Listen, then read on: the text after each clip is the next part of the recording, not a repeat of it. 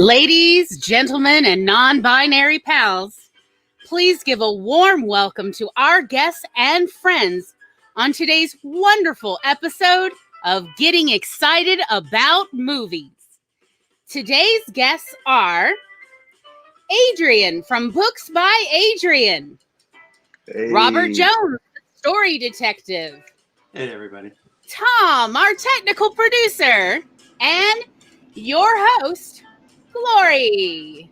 Yay! And hello. Hello. Hello all. Hello. I'm like, did I remember to hit broadcast? Yes, I did. Yay. It's going great already. Off to a wonderful start. Yes. No, there have been ones where I believe we went through it, the intro twice, maybe 3 times. Yes. ADHD is real, y'all. And routines are a comfort. So here we are. Thank you all so much for being here. Thank you to our guests, our wonderful guests. Y'all backstage, it was like a love fest because everybody is here fanning Robert's ego. We're all like, hi, we've all just wanted to hang out with you. It's so lovely to see you. Hello. I'll be okay. A little bit anyway. That was me. She's doing an impression of me. No. It's nice to make new friends. Yes, and that's Always. really the goal of this, because I'll be honest with you, this has all been a ploy for me to get people to hang out with me. So, hi, you're in my Success. parlor now, and this is what I wanted. I just wanted to have a party and have everybody show up. I feel So like I I've made an fallen into excuse a and trap. I made all a of graphic sudden. design. What'd you say, Adrian? I said I feel like I've fallen into a trap all of a sudden. Like something, like Oh, I'm, no, yes. I This is a stepped trap. on a branch and my leg went up and Yes. And it's like, surprise, it's a party. So that Yeah. is the trap. Is, hi, you didn't know you were walking in on a party, but here we are. We have made the party, and I'm using the excuse of Spider-Man to bring you all in. So, yeah, I'm feeling great about myself. I hope you all are going to have a good time. Real quick, to the chatters, as usual, and as well as the guests, I would love to hear how everyone's weather is. Just in case you would like to tell me, you are welcome to complain or laud us all. It is hot here and humid. It's crazy hot. Here has been uncharacteristically cool for Florida the last couple of days. Bright blue skies, a couple of white clouds, but not the burning, scorching heat that it usually is around this time of year. So it's been a very nice week, let alone day. But It is already 87 degrees here. it's up in the And it's up in the 80s here, like 81 maybe. But for here, that's cool. Like there's a nice breeze, like that's not bad at all. Like it gets That's walking it gets weather. hot. It gets hot here. Yeah, and it's also like, I'm like, what is the humidity? It is insane, whatever it is. Florida. How about you, Robert? We've had a beautiful spring till about a week ago. And I said, wow, low humidity. This is a great spring. As soon as I said it, You were like, you jinxed us all. the humidity popped in out of nowhere. And it's like, oh my God, it's suddenly hot. Yes. Yep. You jinxed it. Yeah, we all feel that way. Yes. So, and it is totally optional. Would anyone like to do an intro about themselves? Or we could do an intro about you. Yeah. Robert, are you up for it? Or Adrian? Anyone? I mean, no, I would. I just trying to let the gentleman go first. Well, my channel is The Story Detective, where we take everything story-oriented and look at it under a Sherlockian microscope, break down the craft, and give it to viewers to make your craft journey easier. I have been a writer and a freelance artist my entire life. I've worked for Marvel Comics. I've worked on Spider-Man comics. So this character is part of I've been part of the character's history, and it's been part of my history since I was like 2 years old. I have a video series on that on my channel on how I discovered it and how my creativity progressed and my version of the character. growing up. So it's easy to find. It's like the last 3 videos I made. Nice. Thank you. Adrian, are you in the mood for an intro? I would be honored. Yes. Okay. I am Adrian. My channel is Books by Adrian, where I chronicle the writing, editing, producing, ultimately publishing someday of my debut novel. It's the first of a trilogy. It's called Mythic, Shadow of the Spark. The series is called Mythic, and Shadow of the Spark is the book. And we can hopefully expect that in late 2021, maybe December 2021. That's what I'm shooting for right now. So I'm very excited about that. You can also check out my channel for Live Stream Sundays, which is a show I do every Sunday at 4 p.m. With a different guest every time, covering a different topic. And oftentimes it is excellent. Like last week, where I had a gentleman score a whole piece of writing live in front of us and teach us about storytelling through music. It's one of my favorite episodes that I've ever done. It's crazy. You get definitely check it out.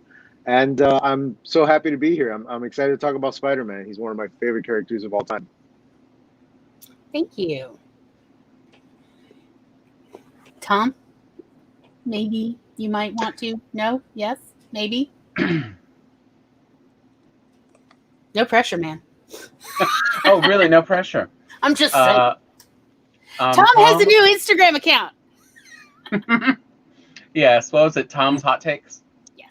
I'm now doing to kind of just bring up all the books I've been listening to and reading to the last few years that I think are great and other people might enjoy.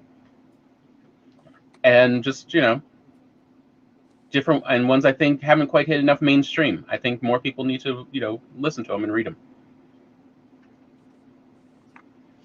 Thank you, Tom. All right, I'll put myself in the hot seat too.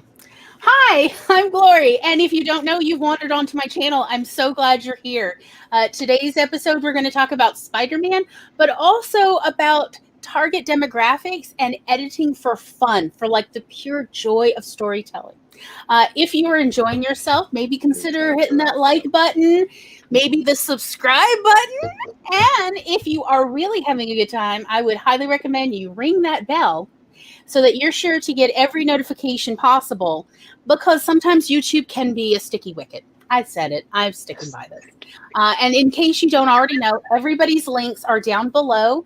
I have done my best to hunt out all the choice links for you so that you don't have to go anywhere to find out everything you want to know about the wonderful people we're going to have on today's episode. So, without further ado, okay. Did I forget anything? Is there any? Do we want to go ahead and just do highs in the chat real quick?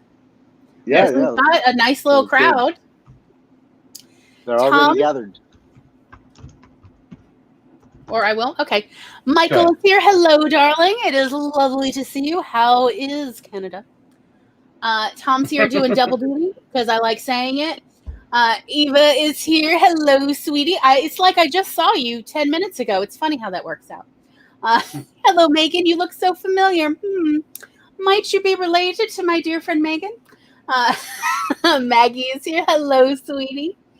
And let's see. I'm scrolling. Sid is here. Hello, Sid.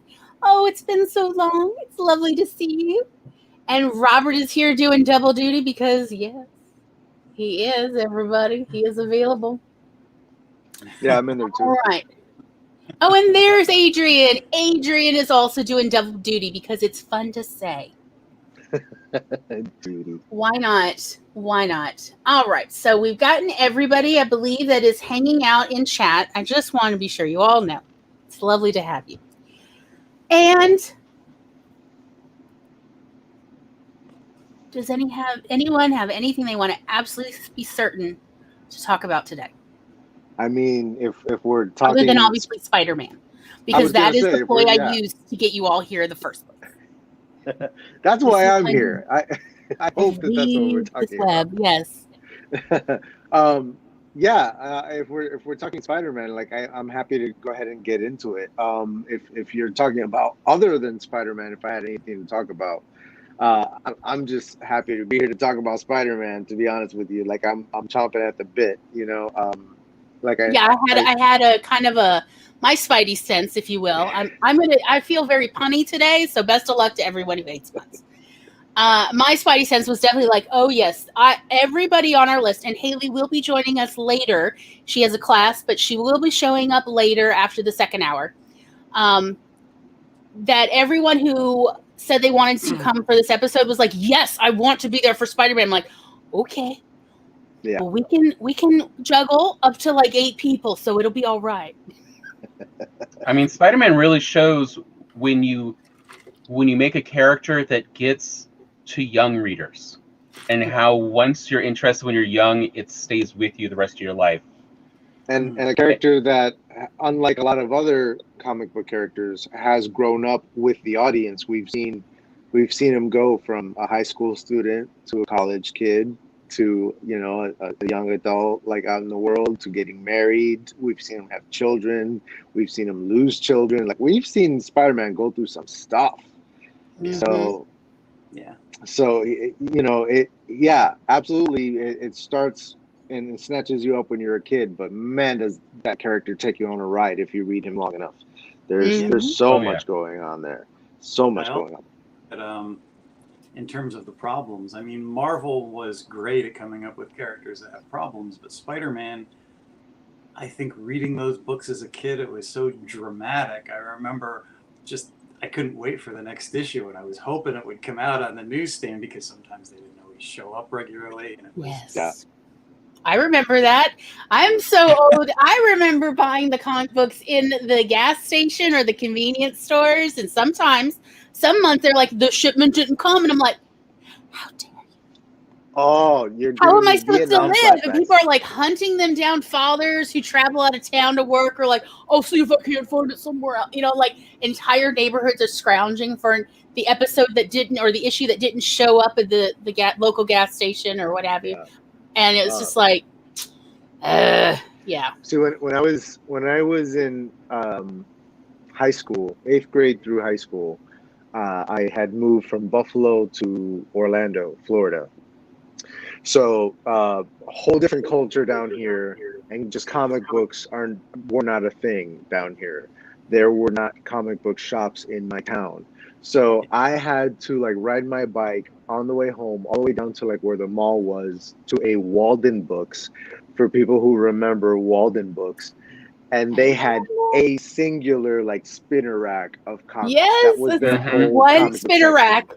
This is all you're getting. If the comic you wanted was there, great. And if it wasn't, like what else in New York was what else was there? There was nothing else. Yeah. This is mostly dairy country. Outside of Manhattan, nothing but small towns, old dairy farms, and growing up here wasn't even as built up as it is now. So there would be like little mom and pop stores, and they'd have comic book racks. It wasn't even a spinner. And if you didn't get there in time, you were doomed, because there was absolutely nothing, and far and few between nothing. Yeah, kids today, you know, they can just download the new issue on their phone or whatever. And they don't appreciate how hard it was to keep up with comics back then. Yeah. Okay, so ours was a Junior Food Mart. Eventually, I think it became a 7-Eleven. But I distinctly remember going to the newsstand section on the, like, whatever it was. I think it would come in, comic books would come in on Tuesdays or Wednesdays. And one time, you know, I showed up, it was probably Friday or something. There was already a piece of cardstock with a handwritten note. If you have a copy of this, you know, whatever the comic book was, like it was probably X-Men issue blank, and would be willing to let me read it, please call this number and leave a message with my mom. Right? Poor kid, just and reaching out into the ether. Anyone, please help. And you know, eventually it was getting like, there was like other magazines and things that would end up in front. So eventually they like put it on, they put up a bulletin board so they could stick this note up. Other people started putting up notes. If you have this issue of Spider-Man, I would like to read it. I will sit on your porch. I will give you money. My mom will bake you a cake. This is my number. Please leave a message. Yeah. You know, like that sort of, and I mean, and this seemed absolutely understandable because there was no other way to read this continuing story if you didn't get that issue.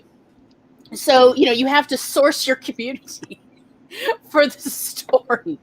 And friendships were forged that way. I knew several people growing up who had only became friends because they both shared a love of a particular comic book. And so they could pool their resources, and, they each would buy one issue and the other one would buy the next issue, and back and forth, so that they could then branch out to, say, another comic book franchise they were interested in. And essentially, crowdsource this. Yes, I agree with Nia. The kids today, these kids have no idea the struggle. No. In so many things, not just keeping up with comics. Like, there's just so much. They don't understand what dial-up was. You know what I mean? Like, it's just. I remember rotary phones. I had a rotary phone. Yes, we grew up. House. You could murder people with your rotary phone. It was so heavy. It was, yeah. I know someone who ended up with a foot in a cast because their phone fell on them as they were walking by. And it fell straight on the foot and the crushed bones. They ended up in a cast all summer, which is the worst time in South Mississippi to end up with a foot in a cast. Apparently the smell was tremendous when they opened up that cast 2 months later. Oh, the humidity. And that's why I remember this story. But yeah, that's my impression of rotary phones as a child. Of like, be careful, you can hurt people. You could even murder people with it. My parents had one. It was big and it was heavy. Yes. You guys remember when comic books used to be in grocery stores and they'd have a pack wrapped in plastic of 3 or 4? Yes. And I remember missing an issue of the Spider-Man story and trying to peek through the plastic to see if saw that there was a missing issue. And I remember begging my parents to get that comic book package so I could get the missing issue. Mm-hmm. Yeah, man. Yes, the struggle was real. Mm-hmm. So many little things that we had to like. It was like guerrilla warfare. Like, you just have to figure out like how to like. And then also just your like knowing what you need to know. Speaking of grocery store comics, I still remember one going to our local local grocery store, and I'm looking through this. It was done in a manga style. It's called Ninja High School. Okay. Yes. And I just remember looking through, just like, one, the art style was really fun and the story was very, tongue in cheek. But also I'm like, there's girls in their underwear. Do they know what comic book they got? Because, I grew up in such a conservative town. I'm just like, let me get this real quick before they don't carry it ever again. Yes. I remember Tom and I, of course, shared comic books. And it was like, surely they don't realize. Let's just be real cool when we go back to see if they have this month's issue. We'll act real nonchalant, and maybe they won't realize how awesome this is. It was a very cute, fun, sweet sort of high school drama comic. But yes, there was a lot of gratuitous panty shots. And because it was Ninja High School. So, a lot of fighting girls. The air. Although for me, no issue in that ever was better than, I think, the 4th issue, where we get this backstory about this adorable little corgi puppy the main characters had when they were like 5 and 6 years old, and they're now in high school, and the corgi puppy has grown up into someone that looks like Paul Phoenix from Tekken. Yeah, in the blue jean jacket and everything. He goes to school. He's a corgi though, but like a human-sized corgi, not a corgi-sized corgi. And I'm gonna tell you, I wanted to pet him so bad. So crazy. But we were all back when you had to go to the store to get it. You couldn't, especially there was no comic book shop in town, where we live, and there wasn't at the time in the 80s and early 90s. You had to go to grocery stores or other newsstand places, and you eventually become a story hunter of, I need to go to the next store that maybe carries this particular comic book, because they didn't all carry all of the same comic book franchises, but they were mostly consistent with which franchises each store would carry. So I remember kids would have index cards with lists of each store, which comic books they carry. So if you need to go to essentially a resource to go, I need to find this issue, who else carries it? so that you could then get your parent or your grandparent or whomever to drive you around town to the 2 or 3 other, maybe 4 places that may still have an issue. You know, Yeah. I think like that actually kind of brings up part of my early exposure to Spider-Man, because as far as I kind of remember, in the very early 90s, like 90 and 91, or maybe it was 92, Spider-Man comics were one of the first ones I ever saw where across the different Spider-Man comics, they had a crossover series. So if you wanted to actually get the story, which was, 1 per week, you had to track down these 4 different comics. And in our town, no store carried all 4 of those. So you had to you had to find out from other people which stores had which comics, and they came out which week to find out the whole story even. Mm-hmm. Tom, can I ask you, was it the storyline where Spider-Man is trying to clear his name, so he's wearing 4 different other identities?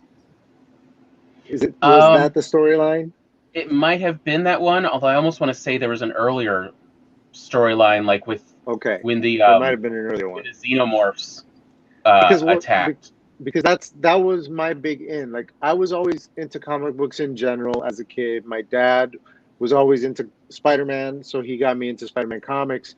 But just as a kid, where you occasionally somebody gives you a comic book and you read it, and it gets all beat up.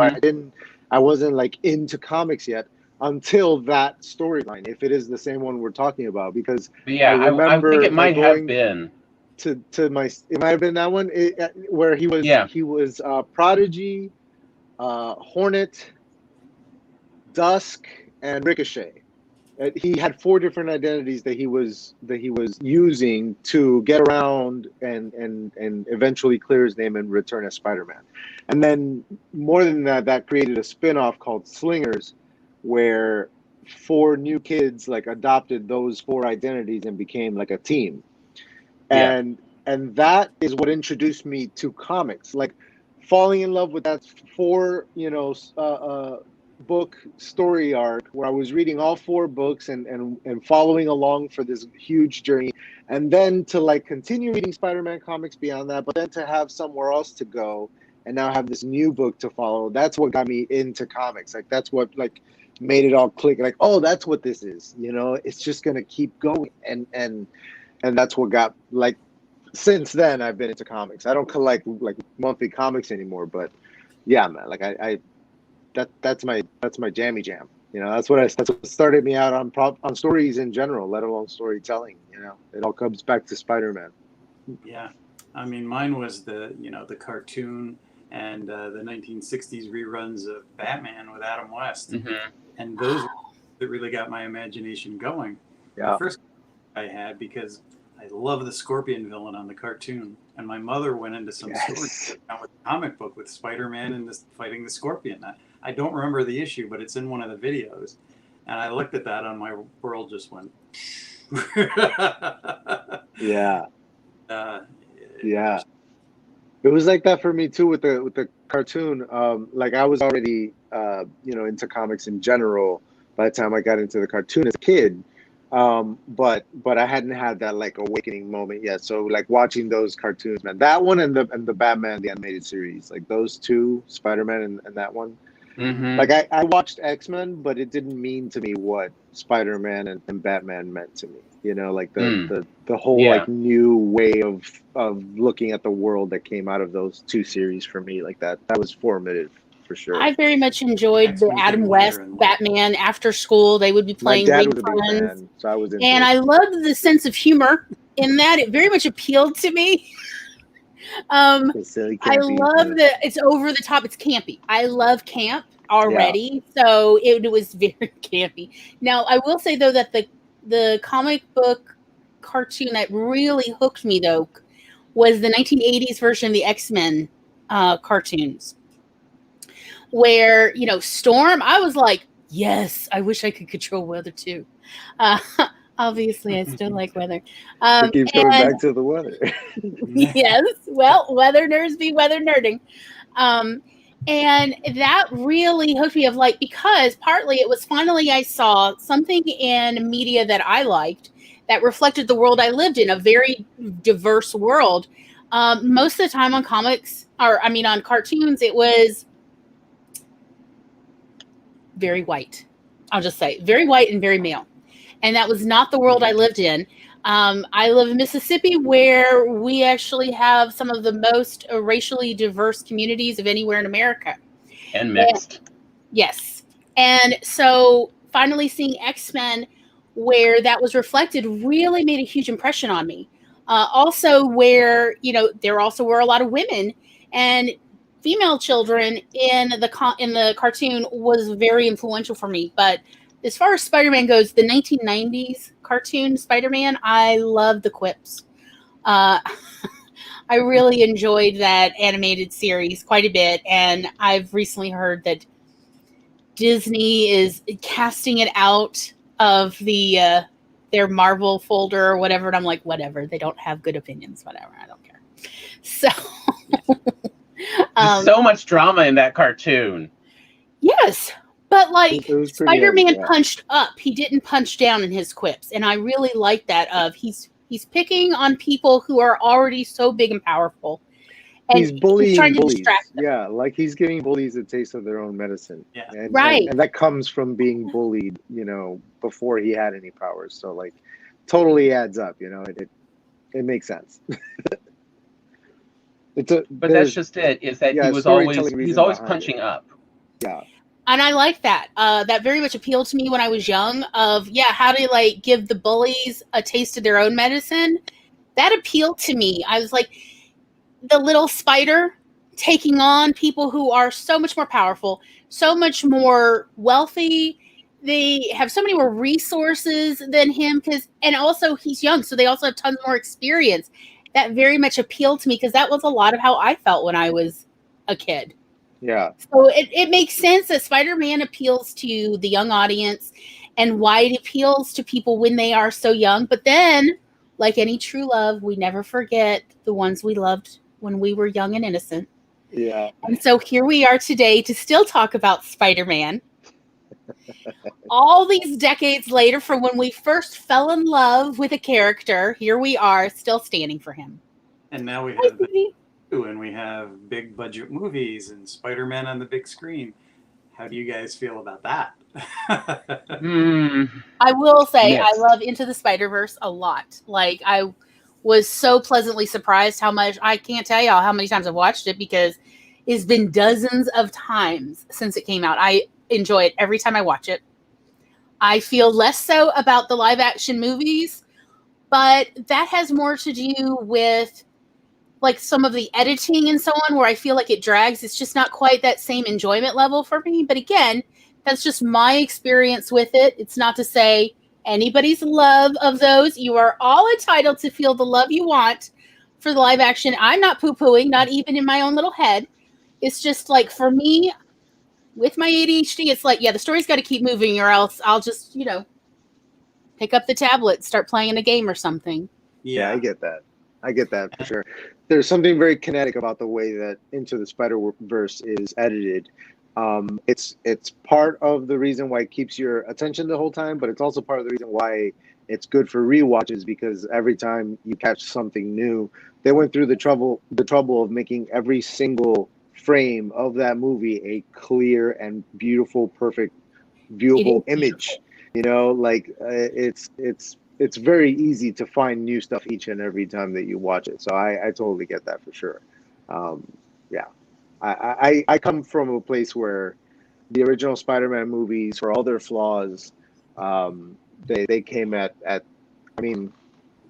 time where I had been waiting for comic book movies to be good for such a long time, and Blade started things out, and I was a huge fan. I was very into Blade when it came out. But it fell apart in the third. And then X-Men came out.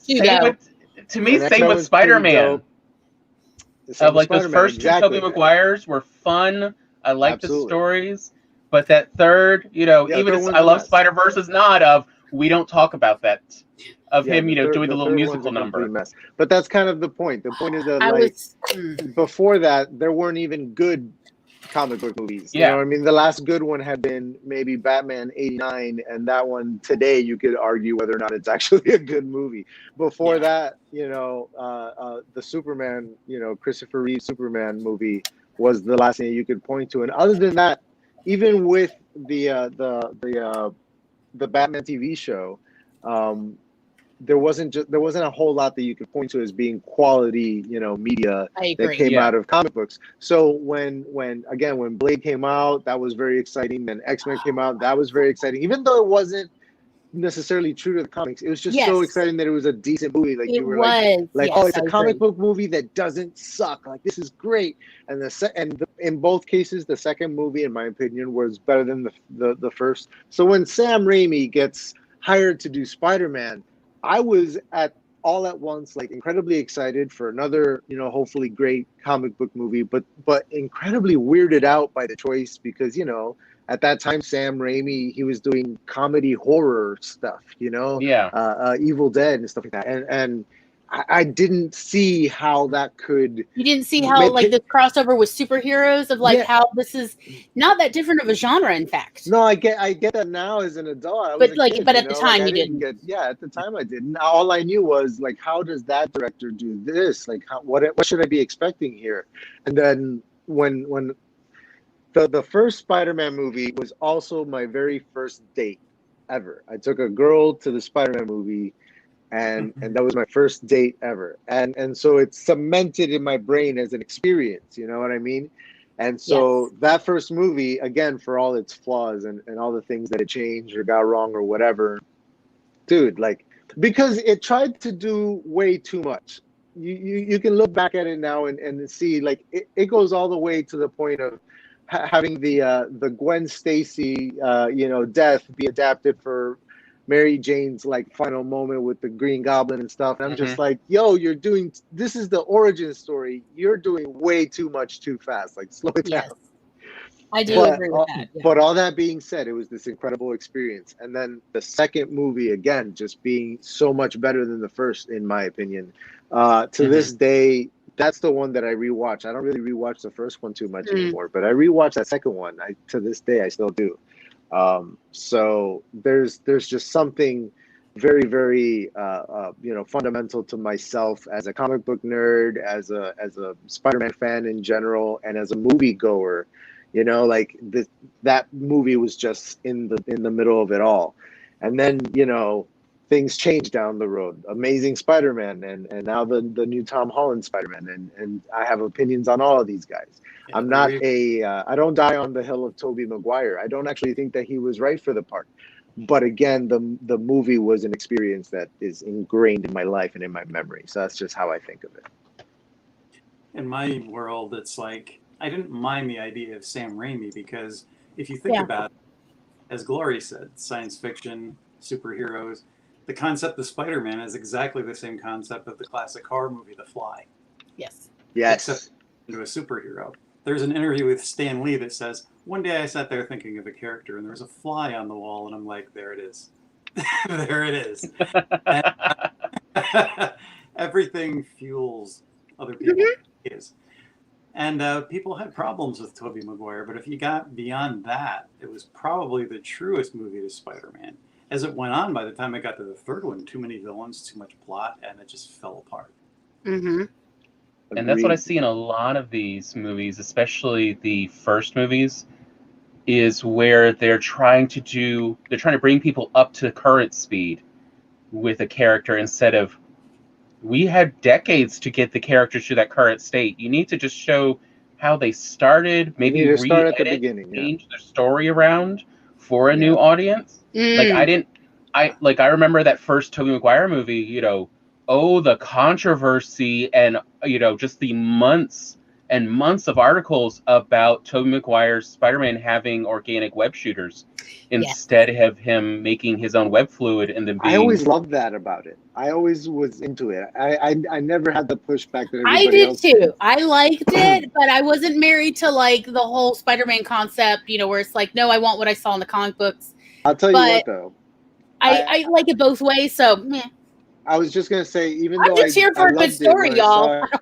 Even though I loved it when I saw it in the Tobey Maguire movie, I'll admit that when I saw organic ones in the Andrew Garfield movie, I was like, yeah, like, there was something about that just like was a payoff for me. I was like, finally, here we go. Even though I never really had a problem with it to begin with. It's weird how that happens, you know? You have a and like, because for me, Then the real controversy, and why to me it wasn't a controversy about the organic versus mechanical web shooters, for me shows up more in the MCU Spider-Man ones, which is Spider-Man's intelligent. Peter Parker's supposed to be a very intelligent kid. Really smart. Like that's how he really succeeds. Is he's got strength and agility, but his real talent is his intelligence to outthink these enemies that think he's an idiot because he's small.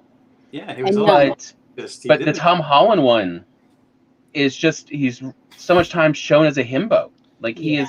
We don't get to see his intelligence show out, and not at all. So here's something that I've been picking up on recently in now this world where we have had so many superhero movies, and in the case of Spider-Man, and in the case of Batman, you have two series where you have had more than a couple of actors portray the character. More than a couple different directors helm the story and writers helm the story. And what I'm seeing is that none of them so far none of the Batman actors have really embodied the entirety of the concept of Batman from the comics. And the same is true for Spider-Man. Those actors that played Spider-Man in a way that was very, very intelligent and ingenious with his inventions and creative with his problem solving and all of that, lacked in other aspects of his personality, like, you know, quipping with the villains. And then the ones that did quip with the villains didn't have the nerdy side that we're all like waiting for, where he's getting he was always kind of cool with the Andrew Garfield one. And now with the Tom Holland, again, you're getting this kind of nerdy kid, but he doesn't have to compensate for anything with his intelligence because Tony Stark is a thing. So it's just they're like, all lacking a piece of the puzzle. There hasn't been a complete one yet. They took out Uncle Ben, so there's no responsibility. So it's like a what if story in an alternate universe where instead of Ben and all that, Tony Stark becomes the mentor. He gives the costume, he gives him everything so he doesn't have to invent it himself. So instead of Spider-Man, it's like introducing the Iron Spider. Yes, right. Exactly. And like I saw them try to bring up his intelligence and stuff by showing him working on his own versions of the web shooter fluid in chemistry class, but we still never actually see anything come of it. It was a dropped storyline. Versus, no, he's supposed to be really smart. Yeah, he's supposed to be like that. That's what he's masking. He's supposed to be masking how really brilliant he is by acting like I'm just a regular high schooler, when in fact he is so bored that he's up to all of this in part because he's so underutilized in his life. So he's inventing all these crazy experiments. He's trying to create a just world because that also bothers him. These are normal problems that teenagers do experience. So all of that is on brand. But for whatever reason, in the movies, they always deprive Peter of a lot of this nuance, which is not hard to include in a movie. It's not that it would take scene after scene to establish this. It doesn't, because teenagers do struggle with the world that they're coming into, and they would talk to each other about it. And, you know, where he explains to his best friend, well, this is why I keep experimenting with stuff. This is why I keep trying to fight crime. And this is why I keep doing all these things. His friend would understand. So why don't they have this one conversation? It probably only takes 3 or 4 lines to establish this about Peter, so we understand the character. As far as the Tom Holland one and establishing his intelligence, I do remember in Civil War when Tony Stark goes and visits him, he had already been doing the Spider-Man thing on his own. He had already invented web fluid. Tony Stark was very curious about it. He asked him about the tensile strength and everything like that. So they established that was there, and they do establish that the Uncle Ben thing happened. We just didn't see it happen because they didn't want to do that again. And I actually applaud them for not doing it a third time. we'd seen it twice already, and we've seen the Batman origin story so many times that it's a joke now. So like I kind of I appreciate the restraint with Uncle Ben. Now, yes, ultimately Tony Stark dying in Endgame, spoilers for Endgame, is kind of the new Uncle Ben for this Spider-Man. I do see that, but I think it's important to note that he had already been through the journey of Uncle Ben's death and learning about responsibility before we met him. And so I don't feel that necessarily that part of the story is neglected. I feel that they have it established as like a gimme, and let's see where else we can go.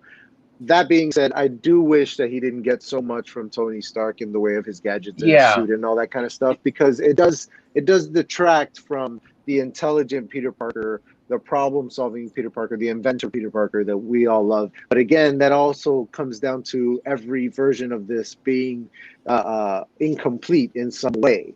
And so what makes it kind of funny about that is that, like, perhaps the Peter Parker in Into the Spider-Verse is the closest that we've ever gotten to a truly, that's my favorite Peter Parker.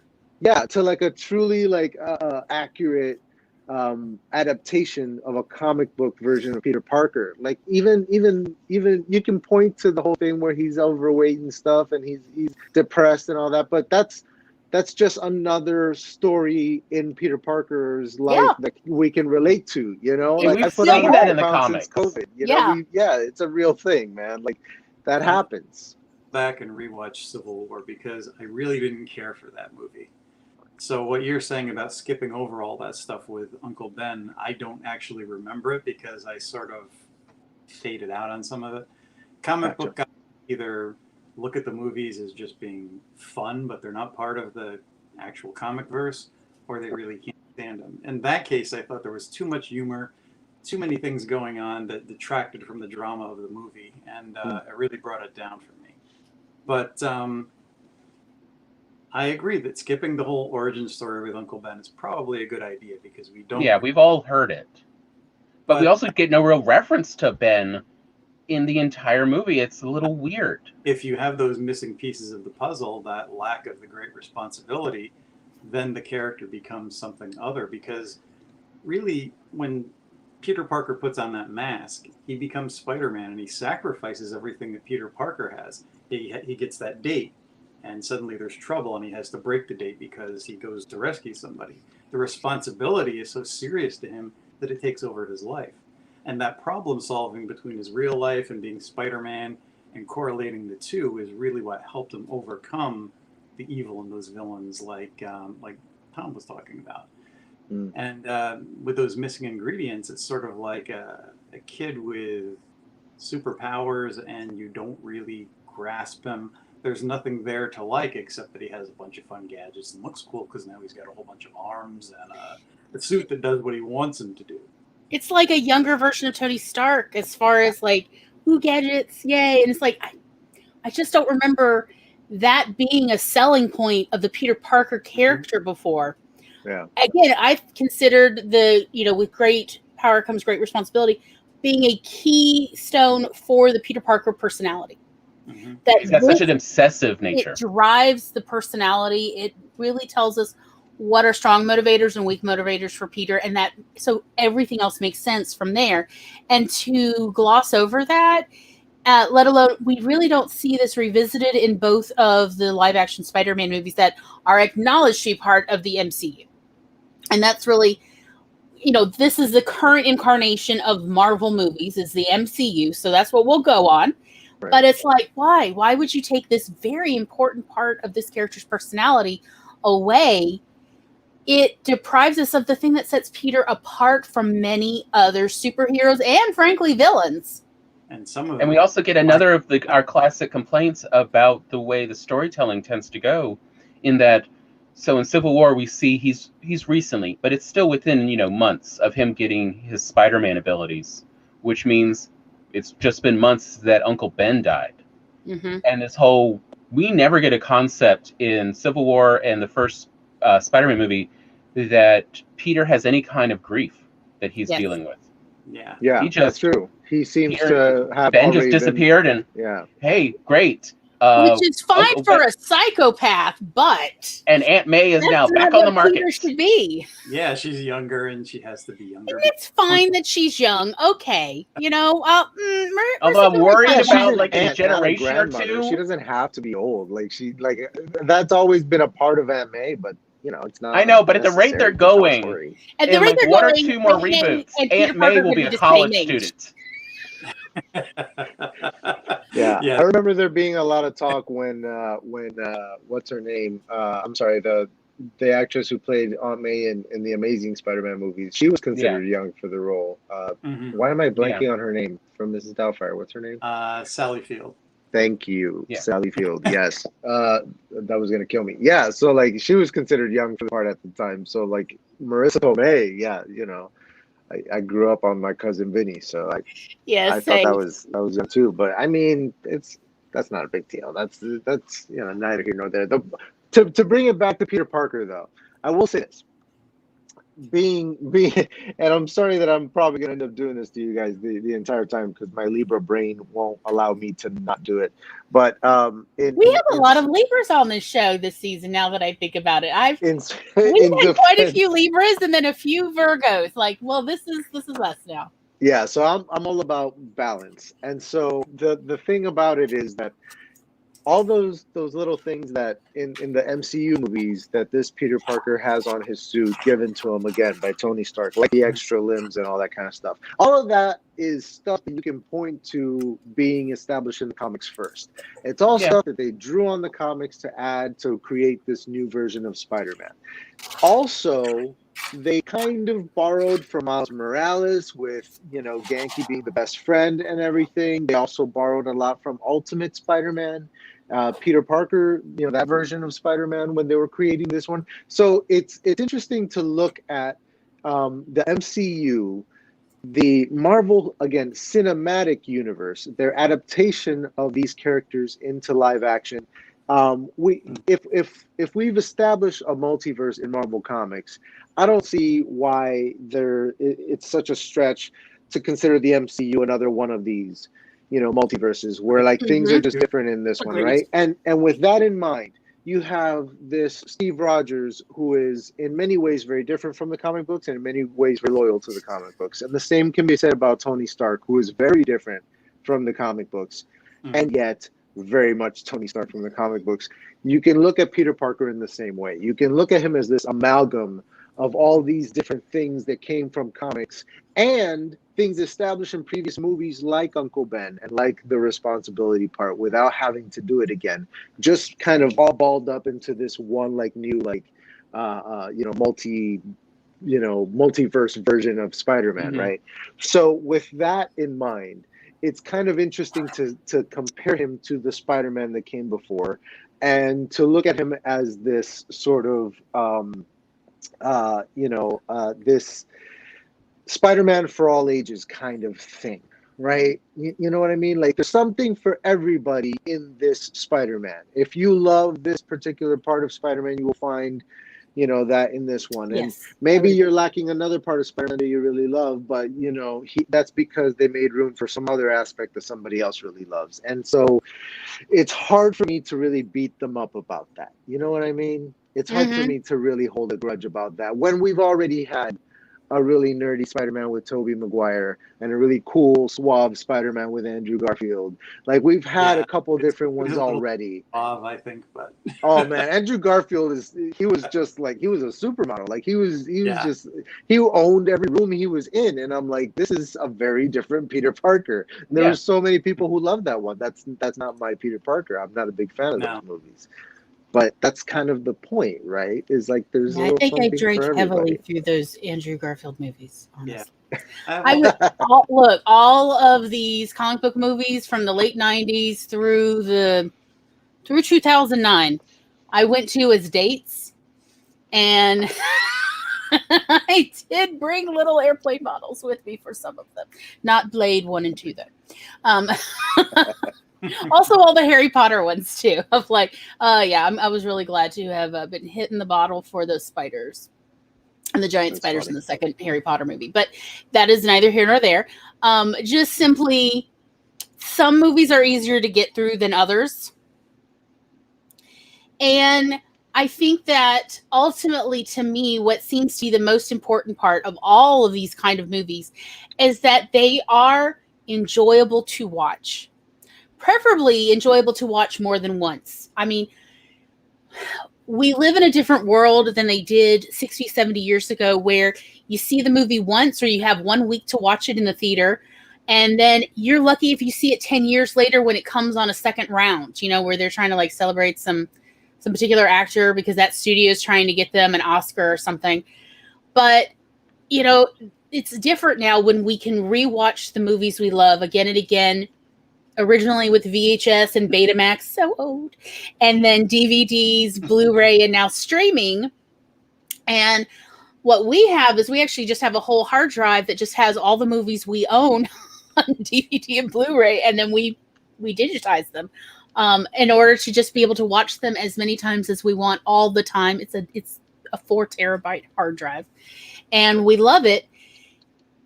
There's something to be said for understanding viewing and how consumers consume your product. So we now live in a world where if they love it, they're going to love it hard. They're going to rewatch it again and again. When Deadpool came out, the original Deadpool movie, I rewatched it every single day for an entire year. That is how I handled a very toxic work environment. Every day afterwards, I would come home, we'd do dinner, talk to Tom, he'd go to bed. I would watch Deadpool till I fell asleep. That was literally 365 times I watched that movie. And that was how I survived a really terrible year. That is now possible. It didn't used to be possible. So knowing how consumers consume I think should inform how we create. So it used to be that a lot of consumers, for instance, if we're going to talk about stories, books, they would either buy it themselves, especially pulp novels, or they'd get it from the library. So they would, if they got it from the library, they'd read it once, they'd put it away, and then they may never reread it again. Or if they reread it, it would be 4 to 5 years. Because back then you also used to only be able to get a small number of books from the library at any given time. Now you have dozens of different ways to consume books and short stories. You also have audio versions of all of this. So thinking about how consumers are going to consume the stories, I think should play into how at least we edit and present them, preferably for replay, whether it's audio or rereading of. Expect that if they love it, they're going to play it again and again or reread it again and again as part of that comfort. I love it now that consumers have comfort characters. This is now a Gen Z thing because I follow some young people who make YouTube videos of just playlists of their favorite songs.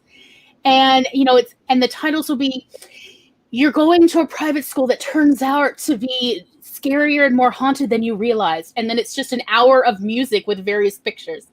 And this is how young people are consuming this. They're like, "Your comfort character is in another dimension and you long for them." And then it's an hour playlist. And I love this idea of they have comfort characters that they revisit again and again. I think for some people, like young people, I could see Peter Parker, for instance, being a comfort character. Certainly we could say, yeah, it has been even for us to certain degrees when we didn't know that was a word, a phrase.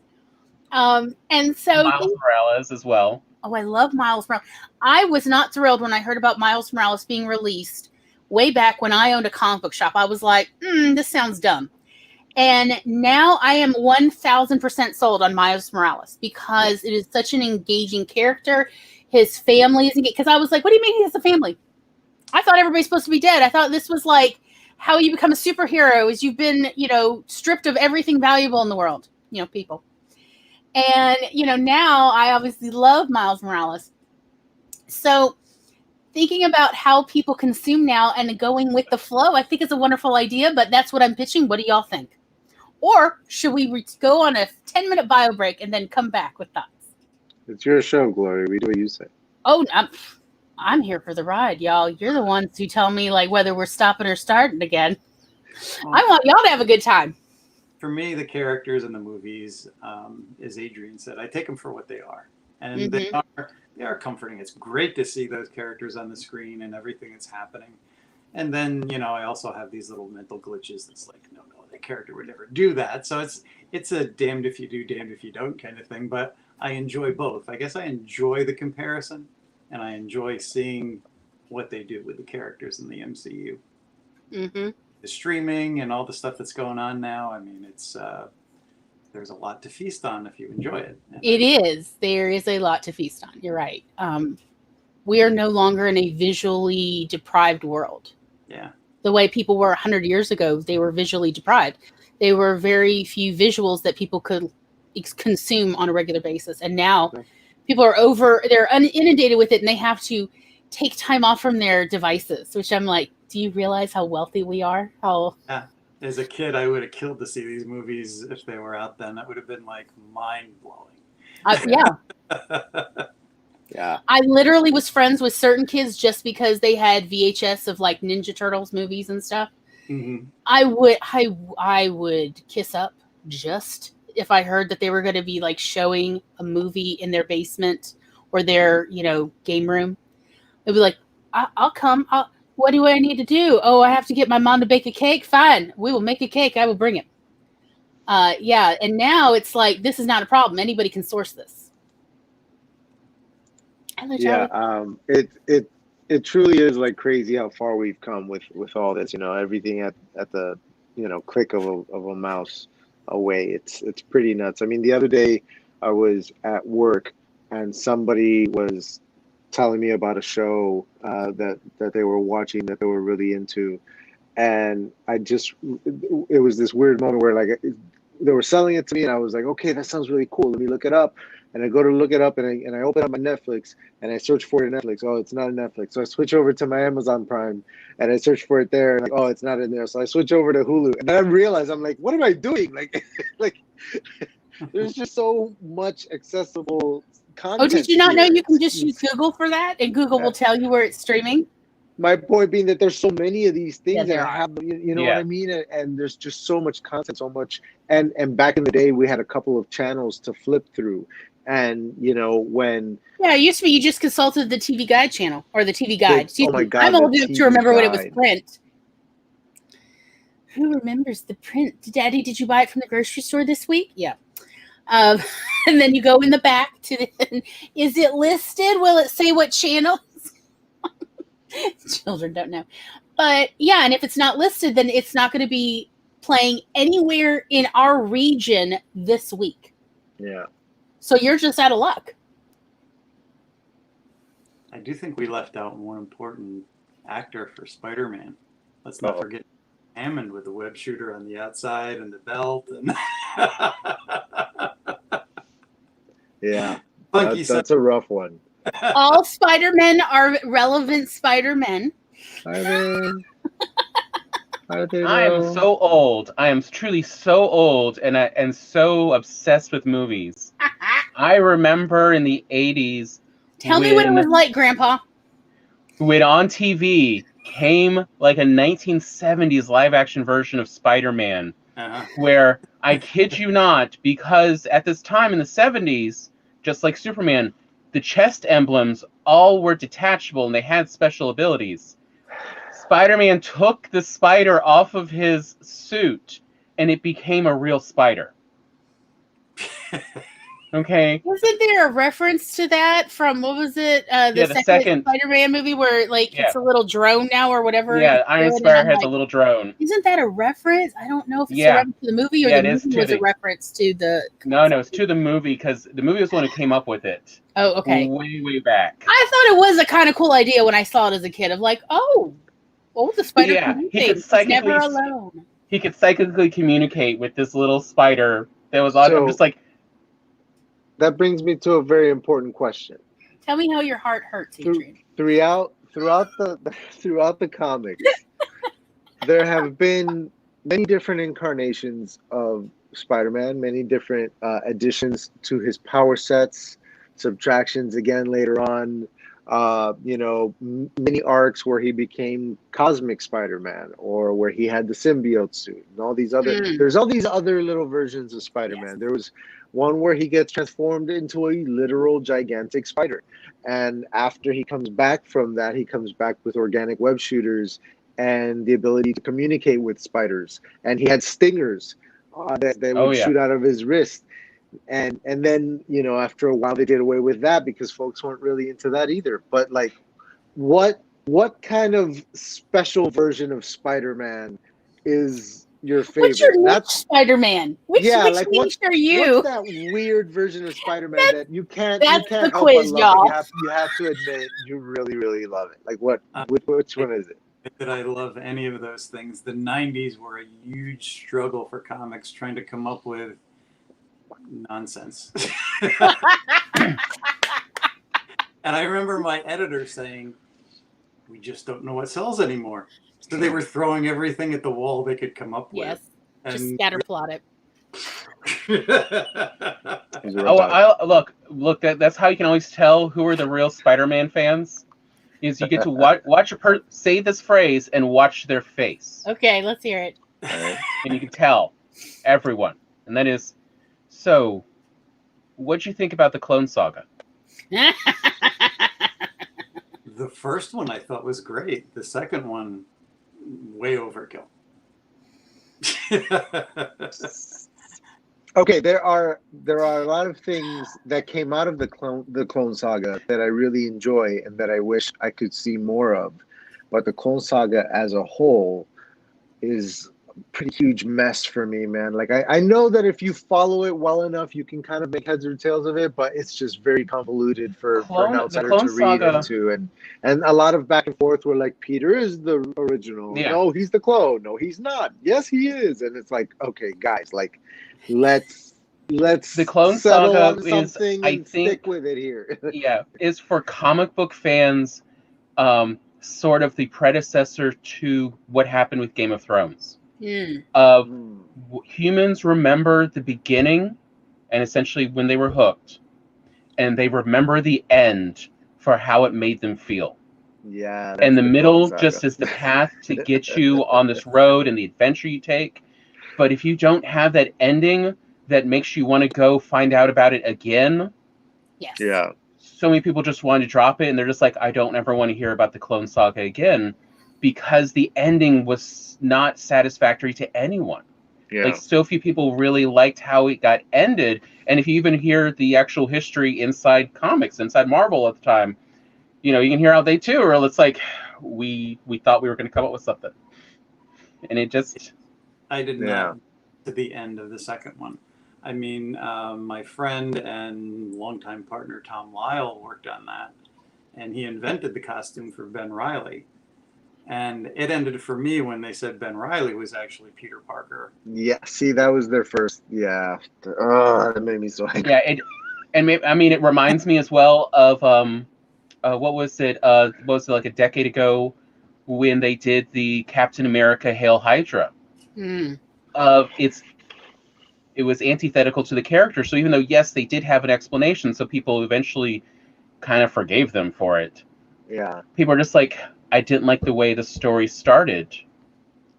And again, it's that your beginning and your end are the real key points, and you got to find a way to get them there. That's all human memory holds is the experience of the first meeting of someone, or the beginning of a meeting of a person, and then how you left that meeting with a person. That is every human memory ever. The middle part can be the world's most awkward, terrible, horrifying experience, but the human brain does not store that part of the memory of it. Mm-hmm. So all you have to do is make a good first impression and a good last impression and then move on. And unfortunately, like, that is true of everything. I have read some books where people are like, this is amazing. And I'm like, this middle part, I can never get this time back. And I am mad about this. Yeah, the beginning was great. The ending, okay, that was pretty good. But the middle was absolutely terrible. And they're like, really? I don't remember it like that. And I'm going over it with this person. These are all the things that happened. And it was terrible. And also it dragged. And they're like, oh, now that you mention, oh, yeah, I just didn't think about all that's because that's how human memory works. So the parts that are most important is the beginning and the end. And then you just don't really have to sell the middle. It's great if you can, but it's not important. Because that beginning is what hooks people, and it gives people things to think about the entire time. They're in that middle, on the path and then the adventure. They're thinking of like, well, that hook could indicate this or it could mean that. You're playing in your head with it. Like, that's part of why you're following is, humans like to complete an image. And a hook is the potential for an ending. And so you just play with these. And that's how you really, keep that audience engaged and entertained. And it's like, how is it? Yeah. And I lost. Again, the second clone story was during the 90s where they were throwing too much in there. The first one was Peter's college professor.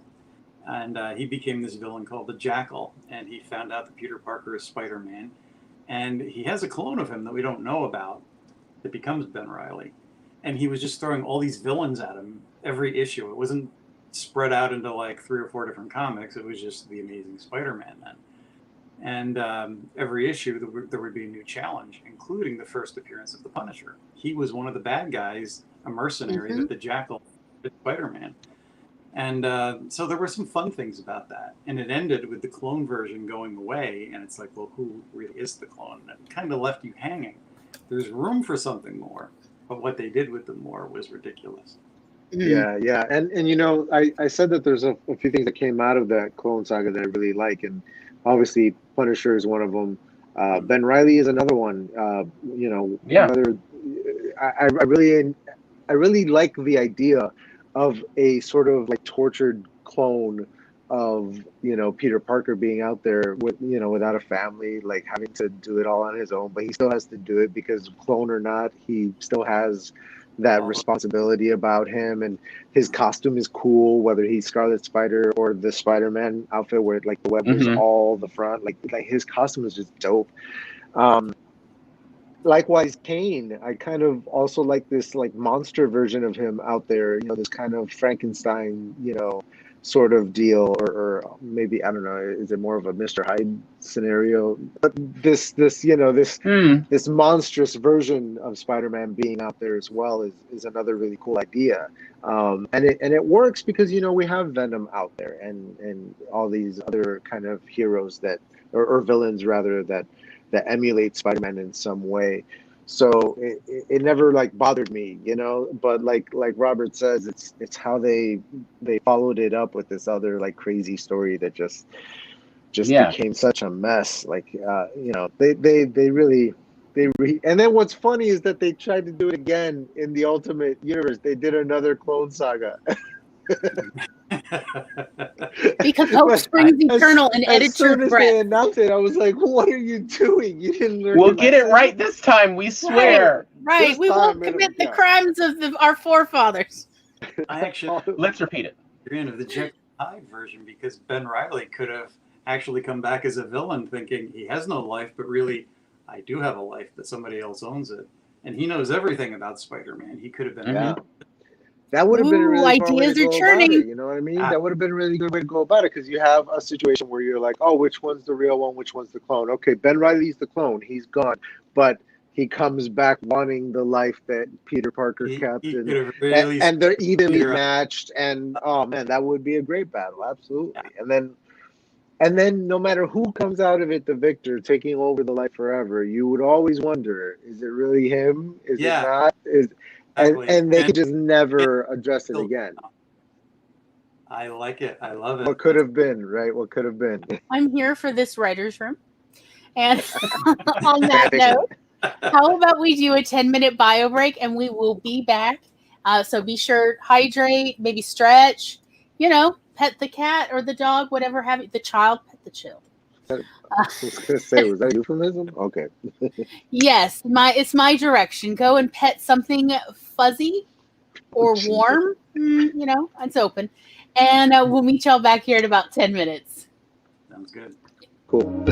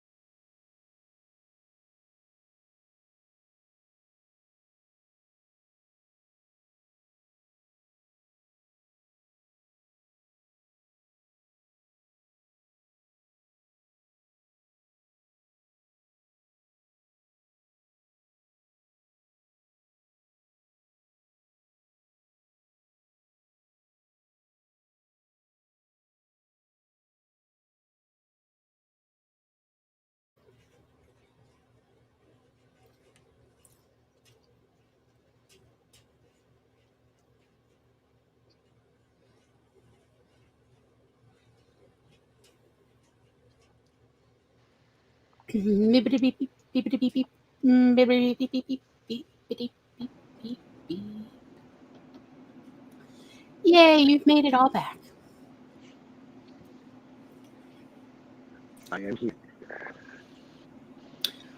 Robert, you're still muted, sweetie.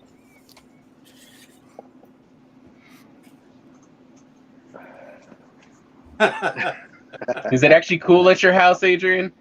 Usually hangs on my heart. It is actually we tend to like it pretty cold in the house, but I'm right next to a vent, so it's blowing directly on me. And it's kind of cold. I'm gonna bundle up a little bit. Feel you. Charlie, what did everybody do? We caught a wild Charlie while we were having a break. it's the happy cap. Tom made popcorn popped in browned butter. It was delicious. It is delicious. It smells heavenly. Wow. Like the most fantastical movie theater popcorn smell. You know, that sort of just, oh, this is decadent. Yeah. Yeah, I love that. And I got ice water with lemon and a little bit of monk fruit. So, doing the writer thing. It's hydrate or dehydrate, y'all. Look at Charlie's lighting. Yeah, I know. Isn't it gorgeous? I decided to turn the lights on. I'm just like, You're like, hello, everybody. I just came this way. Oh, no. I am like on like the biggest high since the weekend, since we decided to do the anthology. Yes. And I just finished the promo video. I'm very, very excited, including a 30-second clip for people to use wherever they want. And I am just riding high. Just like, I feel like I have this much purpose in my life, and that's more than I had before. So yay. I am very excited about the anthology, which I'm going to be part of. Pride and Prejudice for Pride Month. What am I going to write about? Meh. I don't know yet. I'll get there when I get there. The main thing I'm trying to push for people is whatever brings them joy, because the whole point of Pride Month is that people like to tell us that we're not worthy, we don't belong, we shouldn't be here. So find that thing that you absolutely love, write a story about it, write a creative nonfiction about it, write a poem about it, share that, because that's what Pride really is. It's not about saying I'm so great, it's about saying, shut up, I'm worthy to be here. So I'm excited. Yeah. I think it's going to be a lot of fun, and I can't wait for it. And I can't wait to hear everybody else's stories on their YouTube channels. I think it's going to be a lovely, funny, and wholesome experience. So, I'm here for that. Yes. So awesome. CB got 39 words because they are amazing. All I achieved was popcorn and ice water, y'all. So yeah, CB is fantastic. And and I did achieve a Charlie. So okay, I'll take that one too. Okay. Doing well, Glory. Okay, great. I'll take full credit. Does anybody have anything they want to be sure? Like, I've come back from the break and these are the thoughts in my head. I need to get them out. Well, I was just thinking about the rewriting the whole Marvel universe with Ben Reilly as a villain. What do you think? I'm very much here for this, Robert. Will you please let me know when I can somehow? I would be happy to alpha or beta read for you, darling, so that I can be sure. Robert, can I just add in one idea? Sure. Because I was always fascinated by, and I thought it was Ben Reilly as a villain versus, what was it? Doc Ock as Peter Parker. I mean, inside Peter Parker's body as the good guy. Superior Spider-Man. Superior Spider-Man. That's it. That's interesting. Of watching those two go at it. Yeah, because then you have a hero as the villain and a villain as the hero. I love it. I see They're what you both did having there. to play their role. I just wonder how many people like me found Spider-Man as their kind of gateway drug into comics, because I know for my generation, like the first thing that my brother ever gave me that wasn't like a punch was a Spider-Man comic. And then Spider-Man and His Amazing Friends was like, yes, more, please. Like that's what got me into so many decades of comic book love. Just yeah, Spider-Man was my gateway into comic books and into being creative and having an imagination. I will always remember Spider-Man and His Amazing Friends actually reminded me of before I was into comics and I just watched cartoons. I remember confusing this teenage early 20-something kid at the gas station up the street, trying to find out what was the name of this character, because Spider-Man and Amazing Friends was such an odd cartoon of heroes. Because essentially, like, the most popular kids characters they put together, which was Spider-Man, Iceman, and Firestar. Who was? Yeah. And I just remember seeing, Iceman would transform by being a regular human, then freezing himself in a block and bursting the block of ice into Iceman in the intro of this cartoon. Because why not, right? And why then not? go sliding off on his, ice trail that he would push out in front of him. Mm-hmm. And I remember trying to explain this concept of this character intro. I'm going to tell you right now, Tom, I was there. You didn't sell it well. I'm just saying. And he's just like, Silver Surfer, maybe? Yeah, it sounded more like the way you described it. It sounded like the Silver Surfer. And I was like, I don't know that you understand what you think you understand, because Tom's 3 years younger than me. So, us being that age different, I'm like, no, little one, no. I mean, I was 4 or 5 at the time. Yes. So it was creative. I'll just say that. We had the X-Men. We had guest appearances by other characters in the Marvel Universe. There was the Agatha Christie spin-off of the 7 Little Superheroes, where they're all on an island getting...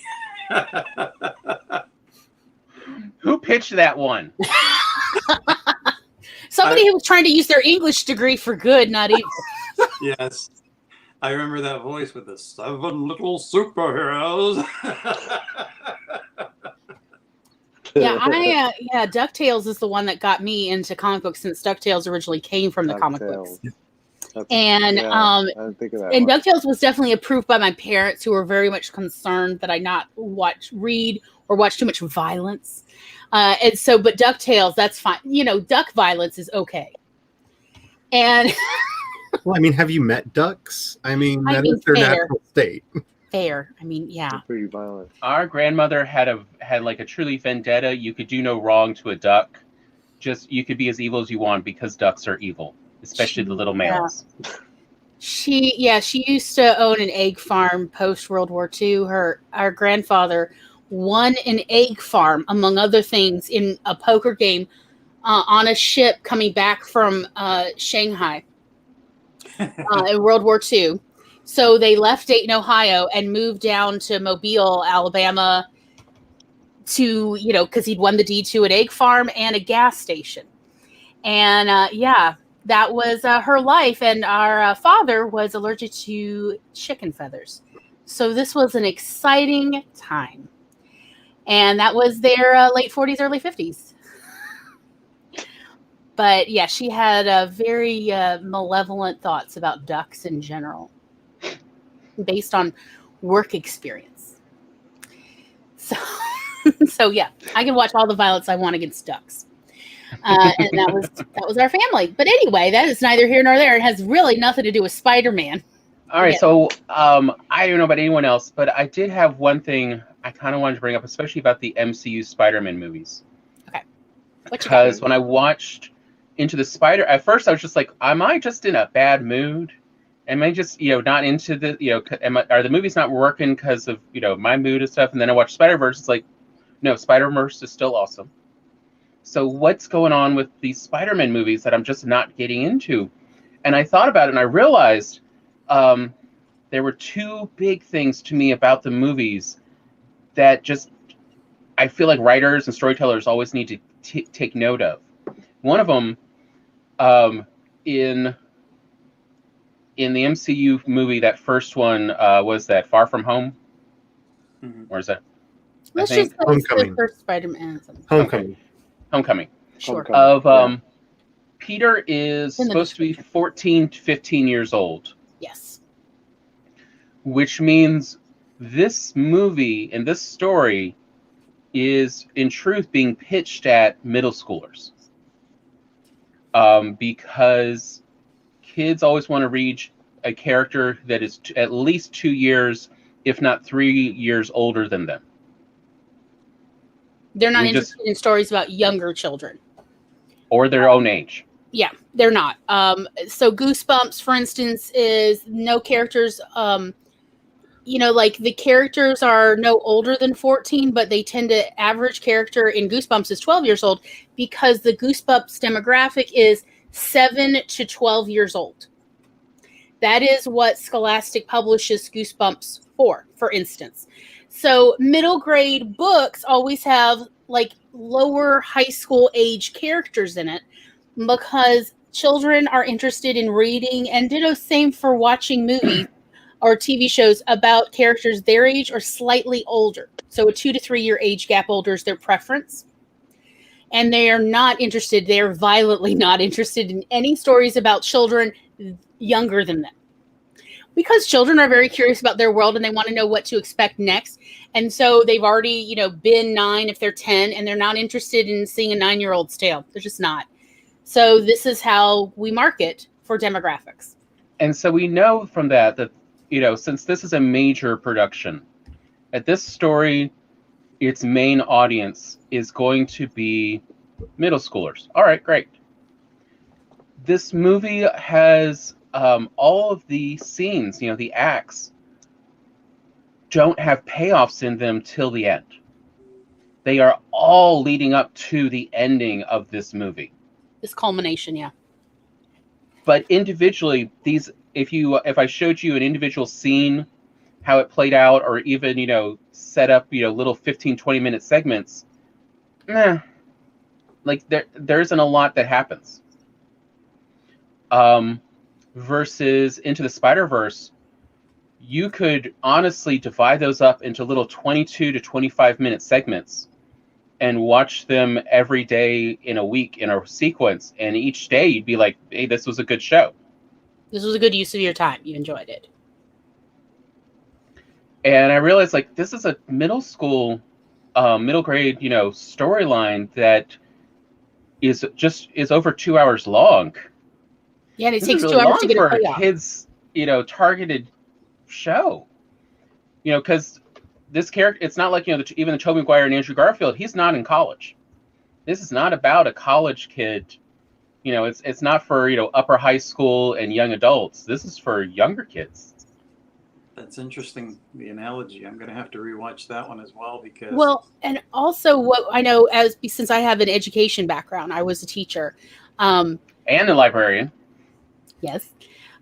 So the rule of thumb for lecture instruction to children is you take their age, and that's how many minutes out of every 60 minutes they can give you attention. So if they are 6 years old, you can only lecture for 6 minutes out of every hour. At the 7-minute mark, you have lost them for an hour. Their brain needs a total hour to come back. So if they're 12, you get 12 minutes out of every hour.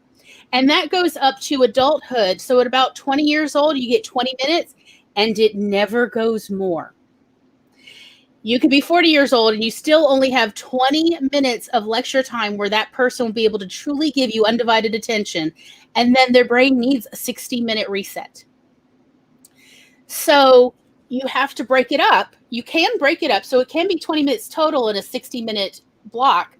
But understand that you only can get about that much attention out of somebody. Hence, these action sequences are a great way to kind of bridge through, which is why action adventure movies are so popular. It absolutely makes sense.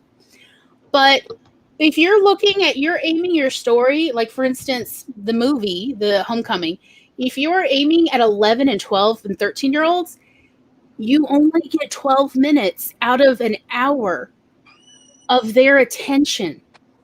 Why are you not giving more payoffs within to keep them hooked? Yeah. They just don't have the attention span. Nothing's wrong with your story. Your story could be wonderful. But if you're aiming it at middle grade readers, but you're asking them for more attention than they can block for you in an hour's time, it's going to fall flat just because it's not going to work for them. Storytelling, period. Yeah. Kids especially. Yeah, that's... And so that first movie, the way it starts is we have actually not too much conversation. I mean, I don't mind it for with Michael Keaton and his crew. Okay. But the next scene is this just sort of very low energy Peter in his high school set piece. And it's, you know, in my mind, it was just too long till we saw Peter doing his Spider-Man on the street, you know, New York sort of day job almost bit. Like, you know, more versus like you kind of need that, you need an interstitial so your brain has time to reset for communication. Mm-hmm. I don't know if Disney's even looking at it like that. I've noticed, especially with a lot of the newer content that they're putting out, that they're trying to find this magic formula for all ages content, where you can see exactly how they're scripting both the movies and the shows that they're producing for adults and various grade groups down from there, and trying to mix it all together. And you can, what I've been fascinated to watch, especially with the MCUs, is watching them experiment with this, because this is how they're getting their multi-billion-dollar movies, is the kids coming back to see it over and over again and dragging their parents, and the adults coming back to see it again because they are just obsessed with whatever the thing is that they've made.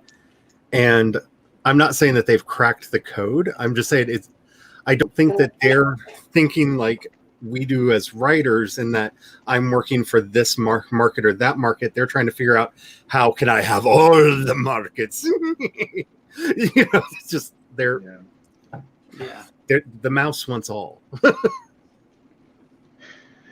Yes, it does.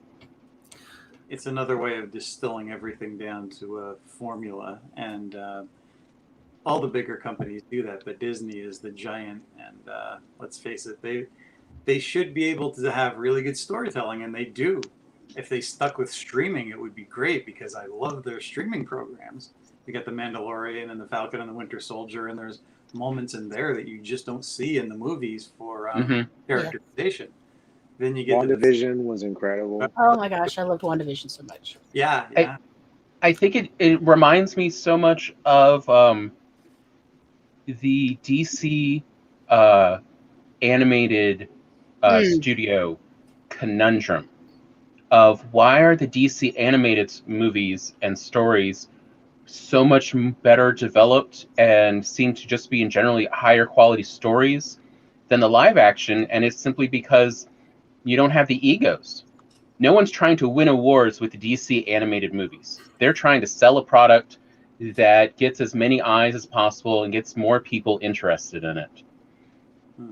Warner Brothers, with their DC movies, are trying to get a new audience and reach a different type of look. And you have, you know, directors who are like, but I'm directing, it's my name here, I have name recognition, trying to do this versus but what is it the audience you're targeting going for? And also you have Disney working for that international market. I mean, you can really, especially if you're familiar with the cinematic language of a lot of different cultures, see, oh, this is the part that was put in for China, this is the part that was put in for Scandinavia, this is the part that was put in to try to get a larger Arabic audience, because there's certain cues that they do play with a lot in their stories to try to get that large audience. And I think one of the things that makes the American video viewing experience very different is we very often get the whole movie that they made, and then it is edited for each of those markets. So we get kind of the main, here's everything, because we get the broad side of the bar and scattershot versus here's the section we think people really go for. when you look at especially some of the conversations that take place around the Chinese and the European versions of some of these movies, they have distinct differences in them and what gets cut out, especially with what makes it into like UAE and Saudi Arabia and parts thereabout. It's an interesting thing that you see them playing with there. Right. Yeah. I loved Agent Carter so much. But yeah, what we're seeing with Marvel's TV series of they're not trying to just do, a cinematic story. They're trying to do this more developed, more nuanced story that we're kind of used to in comic books. Mm-hmm. Comics, we rarely expect now for it to finish in a single issue. We expect that there will be overarching stories, and Easter eggs to come back to, and for things to get filled in later. It's essential. Let's be honest. It is the soap opera taken to a different art form that we don't immediately say is soap opera. Serialized storytelling is a thing. This continuous story that never ends is incredibly appealing to audiences. That it can be very intimidating for an outsider looking in to see this 70 plus year run of comic books and think, oh no, where do I start, or how do I get in there? But what they soon learn is that every 6 to 12 issues there starts a new story and you can jump in, and there's history that goes way back, but they let you know anything you need to know to know what's going on, like that.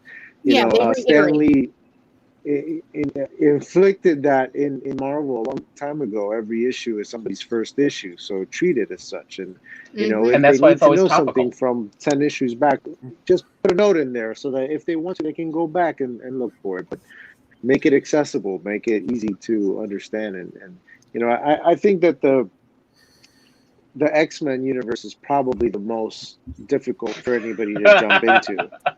But even that one, you can just choose a title. You can just say, I'm going to, start reading Nightcrawler comics and just pick up Nightcrawler #1 and just dive in there. Like you can do that too. That's fine. That's what comics are. It's just this never ending story. Drama. Batman is how many years old now? He started out in the 60s, right? Like, Jesus. Batman was 30s. Yeah, I was like, oh, hold 30s? Up. Do I not know Jesus Christ, that's right. Do 30s. I not know my comic history? Right, I owned a comic shop, and I've been surrounded by debating scholars. It's why they're the Trinity, because you're absolutely right. Then Batman, then Wonder Woman. Those are your first 3 superheroes. Yes. I mean, we literally set our font as the same from Action Comics, was because of my love of Superman. All Star Comics, that was the comic book shop I owned, but it was all stylized to be Action Comics. And Superman and all those characters came about because you think about it, we were in the midst of World War II and the world was a mess and we needed heroes. And superheroes came on the scene.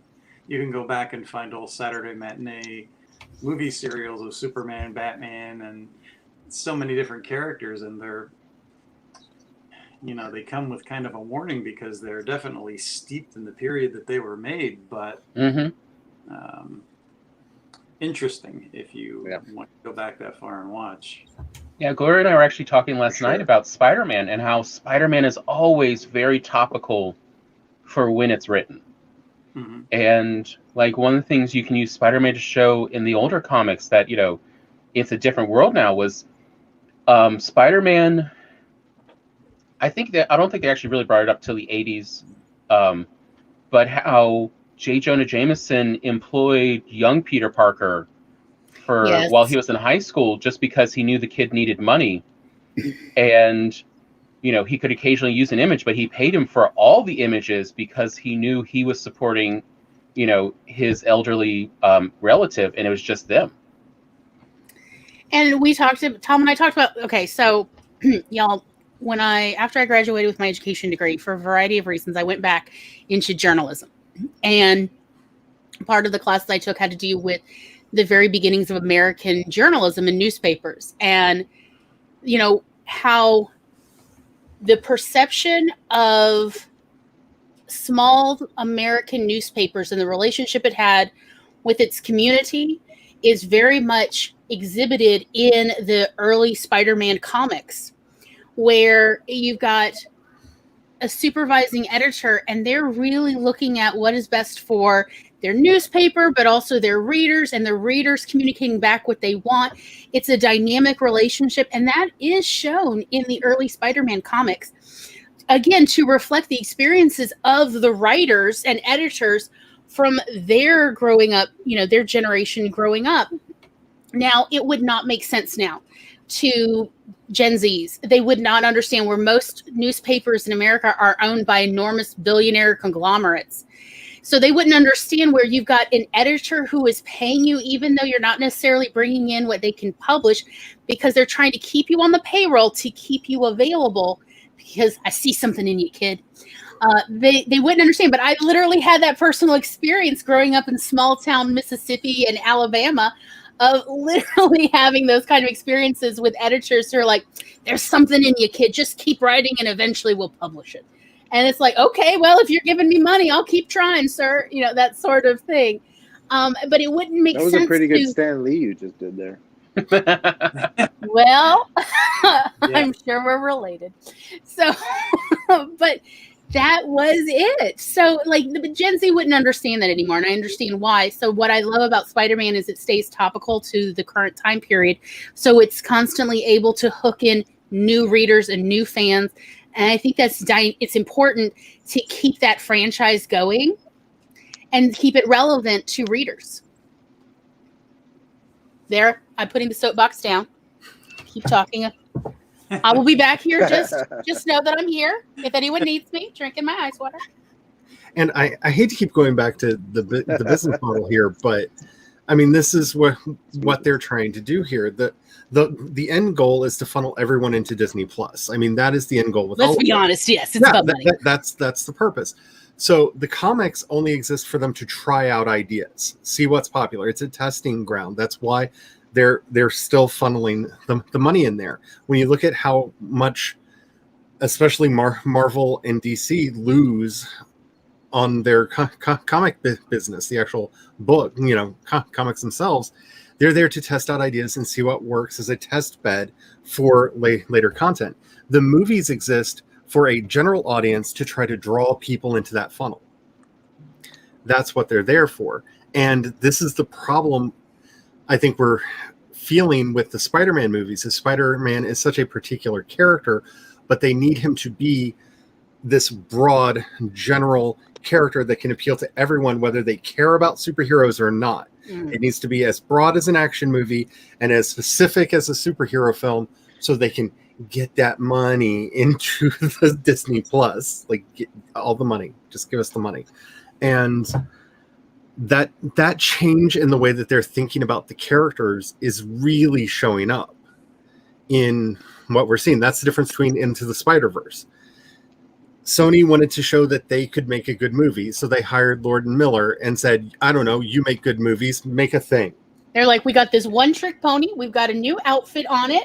Now, please come watch our pony do its trick. And you know what? Everybody loved it again. I say we say this and we mean it. Lord and Miller have one trick for all their stories. One single trick. And you know what? We are here to watch every version of it. Every time. Yeah, the Mitchells one I loved, even though I have seen this trick pony so many times.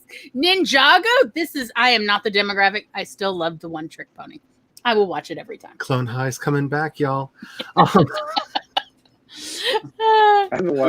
talked. It's like, is that where they got kicked off of Solo, a Star Wars movie? Because they wanted to investigate the father issues with Solo. He obviously has them, which I would have watched. I would have actually been very interested in, truthfully. Mm-hmm. But yeah, it's seeing how that they're actually approaching this. It is creating that psychic distance that we're all feeling from these characters, because they're not meant necessarily for those who really love Spider-Man. They're meant to go, don't you like the idea of a Spider-Man? Would you like, say, a Spider-Man series on Disney Plus?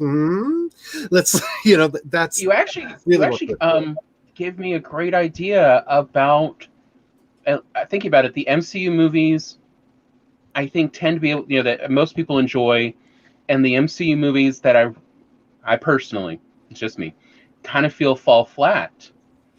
And adding in the Spider-Verse of what they all have in common, which is movies, and especially comic book movies, are for a general audience. So you really need an ensemble cast to give an entryway for the many different kinds of people who will be in your general audience.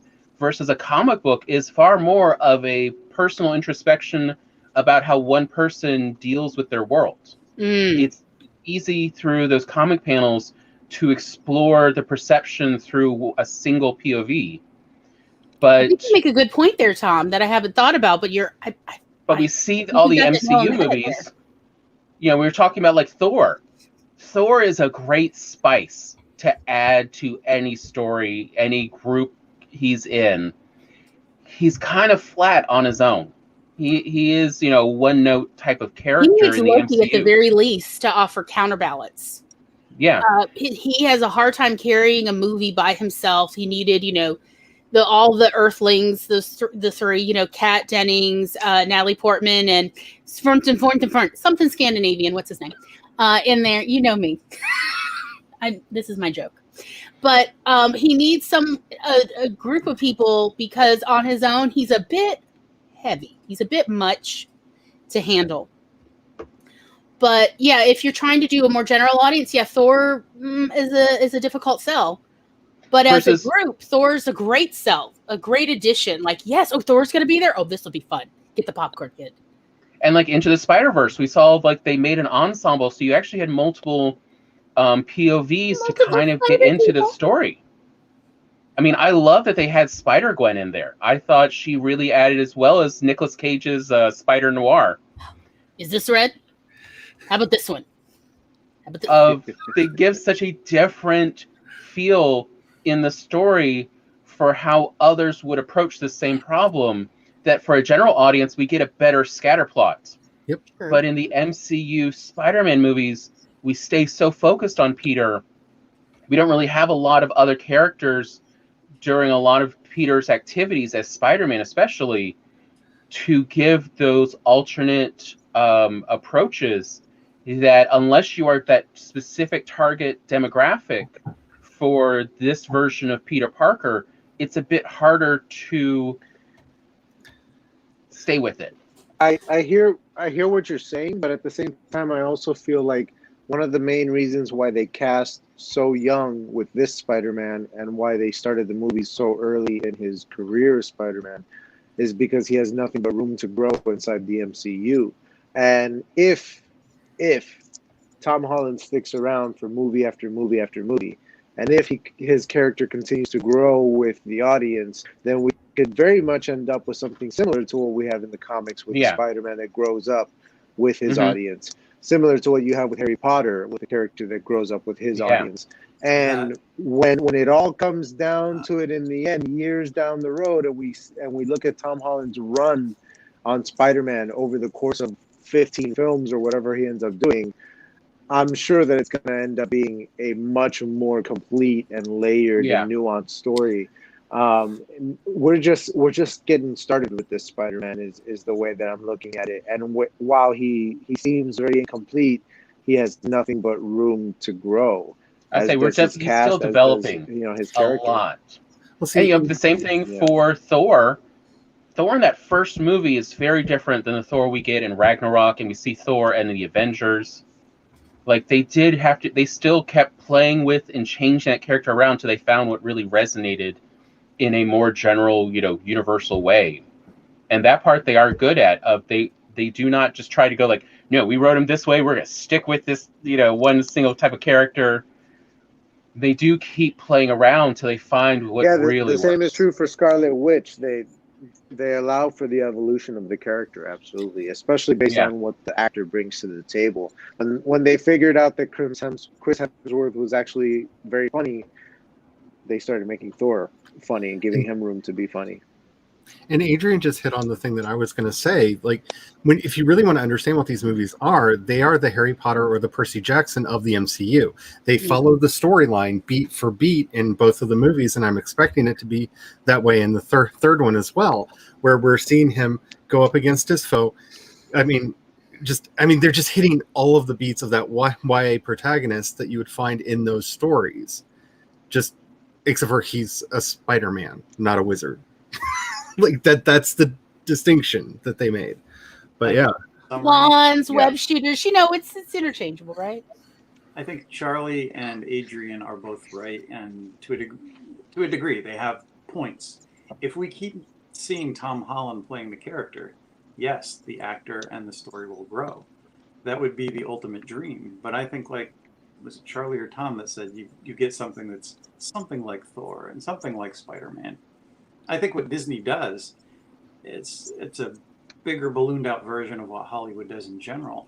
And that's not to create any original characters and screenplays. You have to be invested in the character already to really fully appreciate it, because there's not a lot of characterization in most of the movies. You go there saying, wow, it's going to be Spider-Man. Wow, I'm going to enjoy this because I've seen the comic books, I've seen the cartoons. Now I get to see a live action movie. And before you can get invested in a particular character who's playing it, they reboot and they change it again. So it always has to be fresh. And when they do come out with something interesting and original, all you have to do is look at the last Star Wars trilogy to see the same movie, the same basic distillery with characters that mean absolutely nothing, and they never grew. Yeah. And that's tear it apart, Robert. Yeah, you're right. For sure. Well, I mean, the Star Wars movies are very much stop listening. You're right. Don't listen to your fans. Don't listen to your fans. Your fans don't know what they want, because that's why we got Rise of Skywalker. If you read any of the people that wrote for that movie, they basically listen to the criticisms from the first movie, which is why I don't know. Maybe we shouldn't have the people of color in this movie as much. Maybe we should just bring Palpatine back, because a lot of idiots online were really screaming that Palpatine wasn't somehow pulling the trigger, and like it's obnoxious. Don't listen to them. Anyone who's ever dated can tell you, do not listen to people when they say what they want in a relationship. Right. So why would you believe fans when they say what they want? Again, general people do not know what they actually want in relationships, in their favorite fandoms, in nothing. You go with your gut before you actually go. Like, anybody says, I want someone who's always there for me, is the same person who will say, oh, you're clingy, I need some space. Like, I appreciate Star Wars fans and the fact that Disney made certain changes in the last trilogy that they're trying to rectify because of the outcry of the fans, like Luke Skywalker appearing in The Mandalorian and trying to give him a little bit of room after they destroyed his character. But at the same time, it's not going to be the same Star Wars. It's always going to be different, and we can say that for every incarnation of every movie. And if we do take it for what it is, what are the values of that story, that character? Eventually we'll get no value except for big budget effects and crappy characters. Once the superhero thing burns out, what's next? I think that's up to us to write new and interesting characters that maybe somebody will adapt into crappy movies. And yay, that's the goal, right, Robert? Please make my stuff into crappy movies and TV shows. Okay, thanks so much. Amen. What's next is that Warner Brothers has already announced that they're rebooting Harry Potter again. And and it's going to be, and Amazon's doing Lord of the Rings. Amazon's doing Lord of the Rings, so it's going to be the late 90s, early 2000s. So just look back at what came out. I feel like the Matrix was right, and this reset is now happening again. And we're getting more of those too. It really is. It's the late 2000s, the late 90s, early 2000s, all over. Not my favorite time period. Yeah, we don't even have time to. Yeah, trends are kind of cyclical that way. The interesting thing though about it is that, yes, Hollywood keeps looking back and reaching back into what worked before and trying to make it work again, and that rarely works out. And it's always fascinating to see, directors like Christopher Nolan, for example, who, while he played in the Batman universe, other than that, his movies have each been, you know, totally standalone, you know, works that you know, minus maybe The Prestige. You know, the rest, he doesn't really do adaptations. He creates his own worlds, his own stories, his own rules, or whatever. Those guys still exist, and the reason that those guys can still exist is because there's also the guys that do the Marvel Cinematic Universe and that do this and that, you know, these series that keep people going to the movies so that other folks can still make original pieces. It's there's a little bit of give and take there. You hear actors talk about it all the time, where they do one for you and then one for them, and meaning one for the masses where it's all about the box office, and another one for me because I'm an artist and I want to stretch my artist legs and do something artful. And what we have to remember is that even if Hollywood is this, you know, incredible business machine that's pumping out content just for the sake of making more money, the people that they use to do that are storytellers. And the storytellers still have a huge part of this. Even when you're looking at an MCU, you know, movie that is part of a conveyor belt where they're churning out new stuff every couple of years, and Kevin Feige is behind all of it, you still have a writer in the writer's room writing that script, and you still have a director in the director's chair making this thing happen, with hundreds of other people involved in it, all trying to tell stories with costumes and with sound effects and, you know, with makeup and all this kind of stuff. And it's very, very difficult for me to, while I understand people who find this sort of ownership over the characters that they love and the stories that they want to see on the screen, I'm always coming from it from a place of, I love stories and I love, you know, going in and having an incredible experience. And even if it's not necessarily what I was hoping for example, with The Rise of Skywalker, not at all what I was hoping for and let me down in every way. I still walked out of that going, like, the writer behind this, in this case, J.J. Abrams and whoever was writing with him, like, they were damned if you do, damned if you don't from the start. Like, there was no way to land that plane safely. It wasn't going to happen. It was going to be a train wreck no matter what. So for me, it became like, let's see what this train wreck is like. Like, you know what I mean? Like, it became the experience of I'm just saying, embrace watching the it be chaos. destroyed before my eyes. Yeah, kind of. You know, like, Embrace the chaos. Yeah, like, love what you love, and go to the movies and look for that joy. But if the joy is not in seeing it adapted the way you wanted, then maybe the joy is in seeing it fall apart before your eyes, and just, you know, look for the that's the for clip. the joy in it. Look for the joy. That's the review for the movie. I love it, Adrian. You're a genius. On that note, I'm actually gonna bail on you guys. Would you like to do an outro real quick, or you just like gotta go now? No, I would love to do an outro. Thank you very much for the opportunity. First and foremost, thank you guys for having me. This was great. I had fun. I love talking about Spider-Man, and I could talk about him for hours more. As you know, ditto storytelling. Come over to my channel, Books by Adrian. I have really, really fun stuff going on over there. I've got new videos coming up soon. I am revamping my my Breaking Bad commentary videos. Those are coming soon. There's a lot of really fun stuff coming to the channel. And I'm working on some really interesting stuff for the website. I'm getting a little experimental over there. And there might be some really cool stuff happening there very soon. So keep an eye on that, booksbyadrian.com. I'm on Instagram. You can find everything at booksbyadrian.com. All my social media is on there. But definitely come to live stream Sundays. Every Sunday, 4 p.m. It's a hoot, man. Come on out.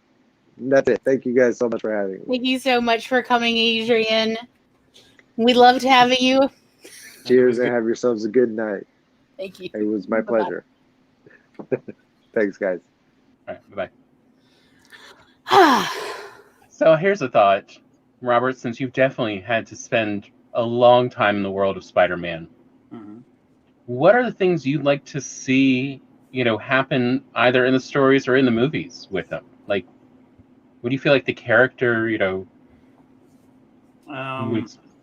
what I feel he's missing, what I would like to see more of, and I think it's one of the big hooks for me since I was a kid with Spider-Man. Do you remember that Steve Ditko drawing. It's been homaged a million times, where Spider-Man's buried under a ton of rubble, and he uses that force of will and his strength to push up.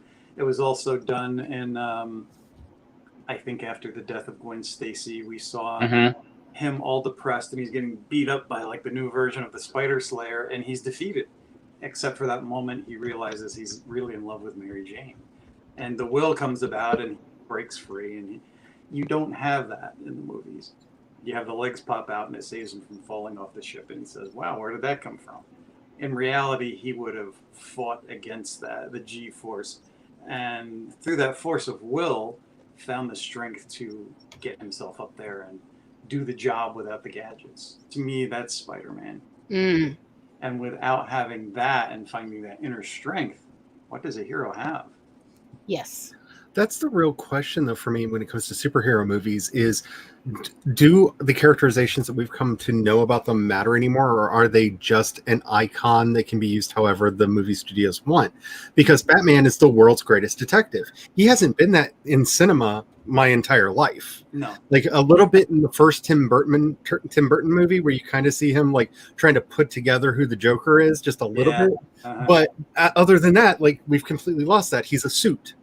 Spider-Man is a suit. All of these characters have just been reduced to the iconography of what they look like, and that essence has been removed from them in a lot of ways. You know, we had an entire Superman trilogy where he wasn't allowed to smile until people screamed so much that in the made-for-streaming-only version of the remake of the thing that they promised to put out years ago, they finally let him smile because people complained too much that he didn't smile. Like, that's Superman. Superman always smiles because he's endlessly optimistic. That's who he is as a character. But I don't think that that idea that we have for loving these characters matters to the companies that own them anymore. Oh, no. They're just the iconography. They take what other people worked their lives creating and they kind of bastardize it for a film. They take their work and they do their adaptation of it. And sometimes there's reasons to make those changes, sometimes for the better, sometimes for the worse, because, as Gloria said, it has to be an updated story, but you're walking on everybody else and you're gutting the characters a lot. And without a strong character, you know, people aren't going to come back for it. I mean, the Avengers was great because they had that ensemble, and I loved what they did with the Avengers movies. But Spider-Man, he needs more heart. I do feel like a lot of these modern adaptations of superhero movies and comic book movies, my concern with it is when you talk about, like, they don't have a heart. Yes. Isn't that, like, that's some iconography right there. But like, I feel like some of the time they gut the heroes and even the villains' moral centers. Oh yeah. Villains. So if I may just do the thing that I have always been warned to never do, I'm going to do the thing. And I'm going to bring up that a lot of these superheroes were created by Jewish writers who used a lot of their own religious upbringing to inform their characters, because they were trying to craft characters who were the best of us, the best of what they were taught at a young age is the best of humanity. And so it informed it. And I feel like a lot of the time, especially in the 21st century, but frankly, even, in the 80s and on, taking the Jewish part out of these characters. Not that these characters were necessarily actually Jewish, but like, if your creator is Jewish, and this is how they were taught growing up, what a good person is, what a mensch is, and you take all of that out, you clean it up, it takes the heart out of this, and then nobody puts a new heart in to the character. Mm-hmm. And I feel very kind of disappointed and conflicted about it, of what I loved about so many of these characters. Like, Superman is a golem. He is part of the best of Jewish folklore and fantasy, way before, most Jews in Europe could even read anything, let alone even Hebrew. And there is Superman, this, American version of the Golem, the creature who's created to fight the worst fights when we ourselves, our flesh is too weak to do it. We send the Golem in. This is the fantasy folklore. And they can do it. They can do the thing that we can't do.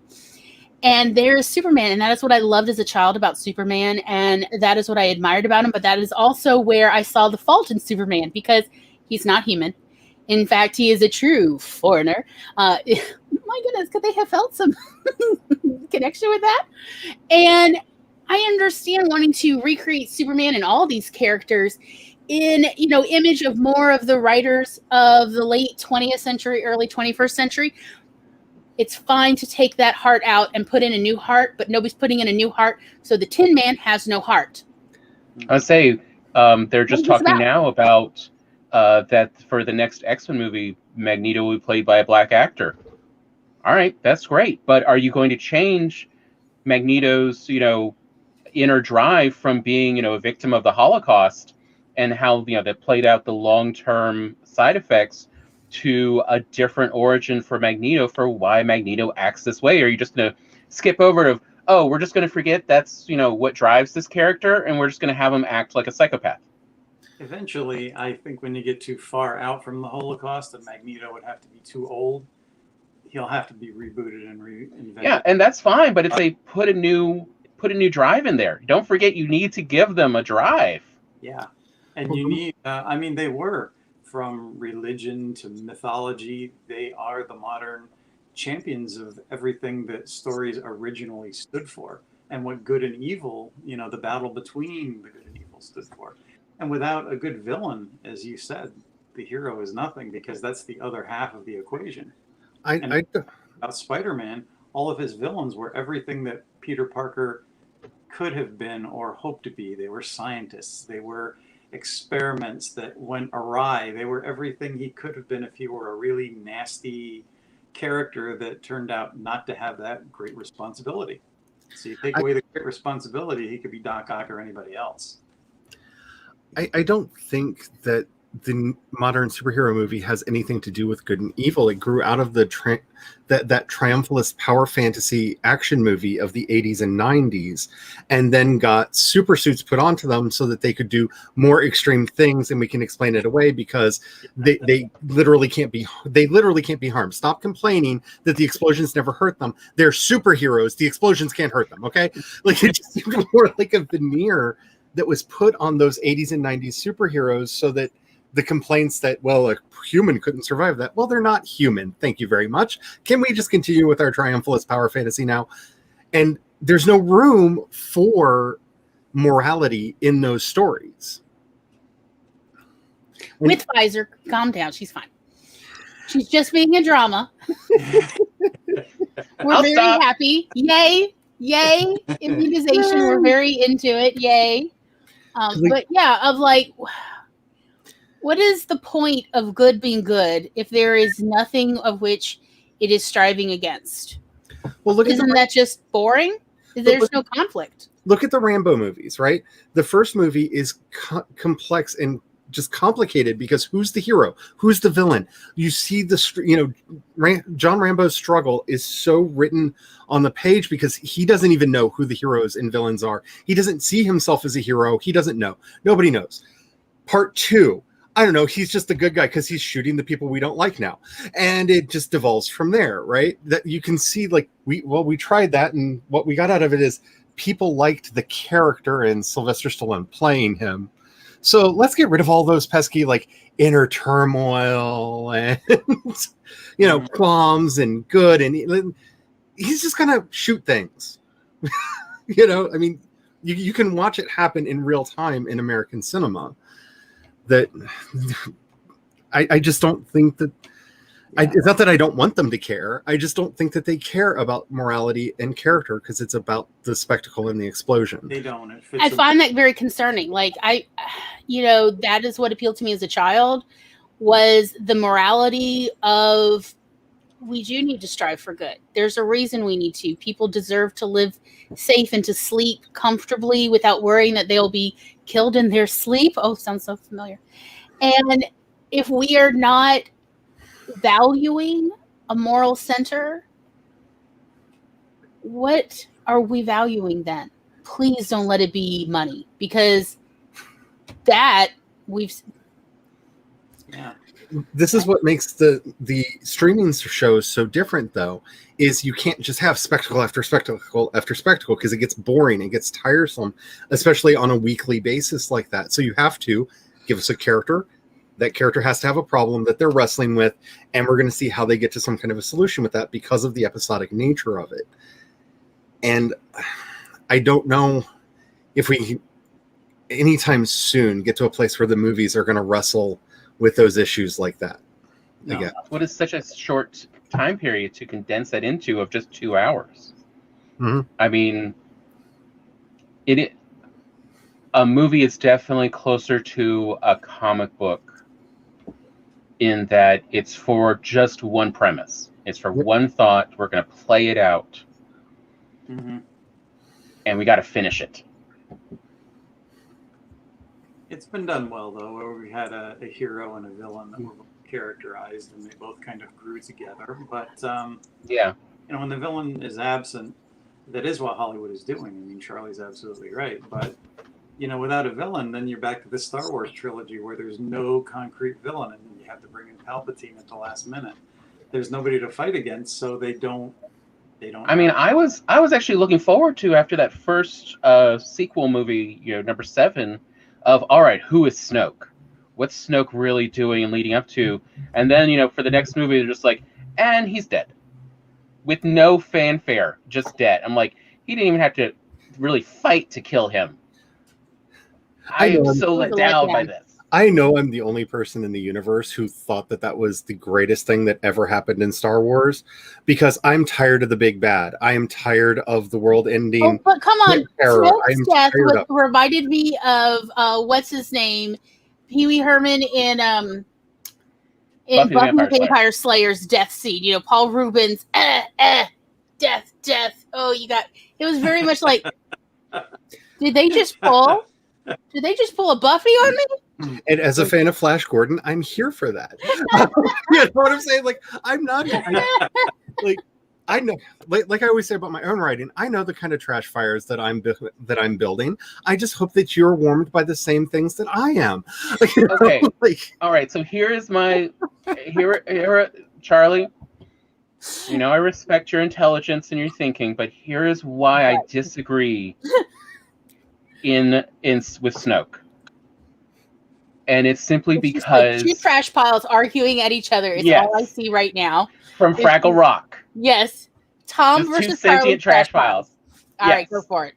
Light this fire. And that is, Star Wars already has a style. I mean, it really almost created its own genre of story. And so your audience has an expectation.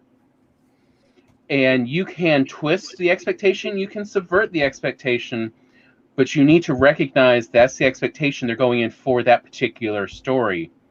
Versus, you could totally pull that in The Boys.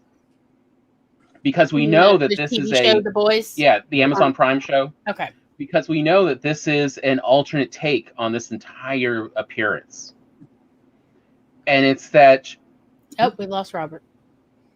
Darth Vader got him. I just noticed Darth Vader behind Robert, and then it's gone, and I'm like... Just yoinked. Yoinked, Robert, what yes. In the world?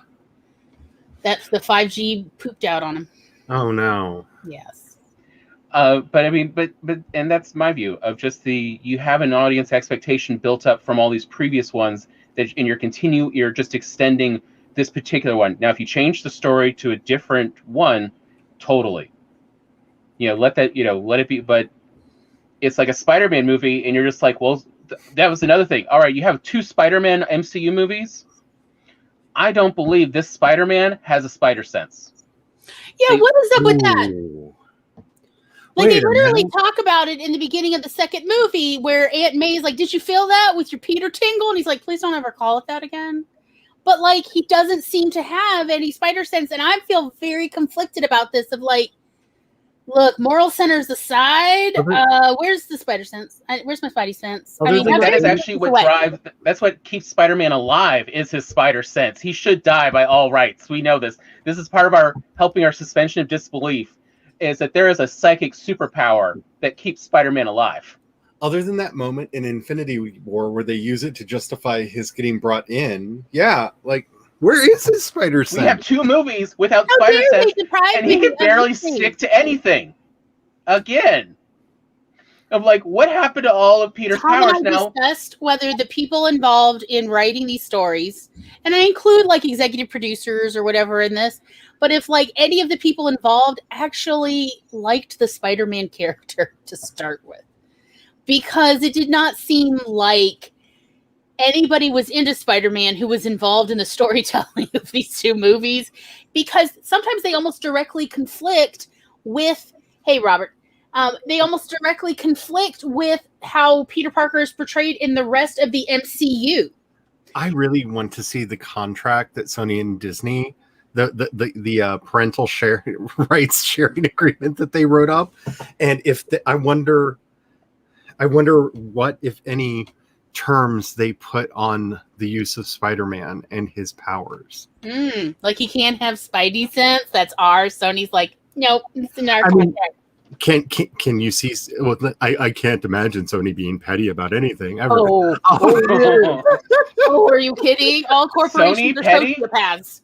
If you want to see what the Borgias were really like, all you have to do is look at corporate America in the 21st century. Like, the more you talked about it, the more I'm just like, I wonder how much of this was what you're saying, and like the writers not wanting to do it, and how much of it is like weird fine print in the power sharing agreement between them. Well, that is actually what we saw in Star Wars in those last 3 movies. Was J.J. Abrams, to be able to profit off of those movies, has to change it 25% all the characters, including the old past characters, or he can't claim it's an original idea.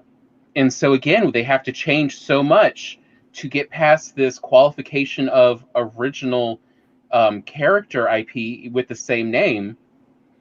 Did they have to do this as well with the MCU Spider-Man? Hey, Haley. Hey, everybody. Thanks for having me. Hi. But yeah, we're just on here complaining about what happened to Spider-Man's spider sense in the movie MCU. Oh my gosh, you're totally right. Where did it go? Same place Uncle Ben went. I understand getting rid of Uncle Ben. We had seen too many Uncle Bens die at this point. Like, I was okay with not seeing a 3rd Uncle Ben die in 10 years. Like, I was fine with Is that like, the Batman? If I see one more set of a pearl necklace break up on the pavement, I'm going to scream. Seriously, like, yeah. And I say that as a huge Batman fan. Like, Tom was like, if one more necklace breaks on the concrete, I swear to God. And I'm like, what? The pearls, they be broke. I love Batman with all my heart, but I do not want to see him appear in a comic book, television show, or movie for the next 10 years. He needs a rest. They've done too much. I hate the new comics. I hate the movies. Like, I'm done. Just please. Like, just give him a rest. Vio is doing a Batman series. I know. Already kind of signed on for that. I know. I'm used to I'm a Star Trek fan. I'm used to never getting what I want from the media that I'm into. Like, this has been my entire life, so I'm ready for it. But I'm so world's greatest detective. Just 3 words. I just want those 3 words to be remembered by somebody working on this stuff. World's greatest detective. There. Versus, I mean, hey, Laura just brought up like a good point.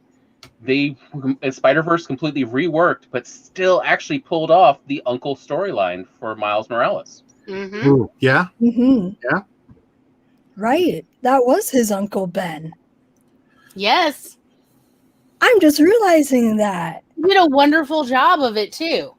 Yeah. So much so that I didn't even realize it was Uncle Ben. And yet it felt authentic. It felt organic. I bought into it 100%. I wasn't like, oh, great, it's Uncle Ben again. It was like, no, the loss, but also the betrayal. But help me with all these father figures, Lord and Miller. But that really is the point, though. They were so desperate to have a hit that they just brought in people that had a track record and said, I don't know, do something, without all of the interference. And that's why Into the Spider-Verse was able to be as gloriously bizarre as it was. Like, don't expect the sequel to live up to it. Like, I really don't, because now they have a franchise they have to protect. And they have executive producers to answer to. Yep. Right.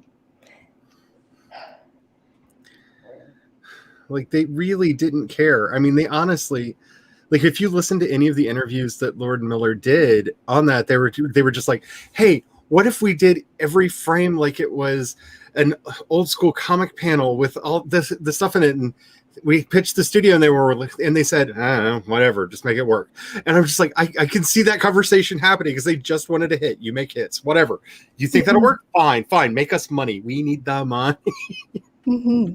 And Lord and Miller have said, sorry, Haley. No, it's okay. Take just a moment. Go ahead. And Lord and Miller have literally said part of the secret to their success. Actually, Gloria, I think you probably remember this quote better. What did they talk about? What did they do with the executive notes?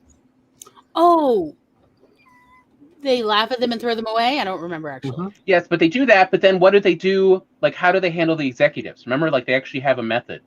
What was it? They thank them very nicely. They take them and they put it into the story, and then they never actually. That's right. That's right. So yes, thank you. It has been literally a year since I've read this. So they thank them very kindly for their note. I mean, seriously, it's almost Southern. They write them a note back, and then they send them the adjusted script with it, and then they go through a variety of ways to losing those pages of the script. And it reverting by accident back to their original script by the time it's time to go to production. And this is how they do. They show them with it, and then they never act on it. Yeah. And then they move on. I was like, these people are genius. And I frankly wish I had known about this method back when I worked for corporate overlords. I was such an innocent young thing, and I did not understand how to do the knobby two-step. But, you know, we all learn. Yeah, I like Joe Straczynski's. Go ahead. I had a thought, but I kind of lost it. But go ahead. Oh, no. I was just saying, I like Joe Straczynski's method for that. Is he took the note, added whatever they wanted to, and made sure that character or that thing died in the issue or story in the episode that it took place in.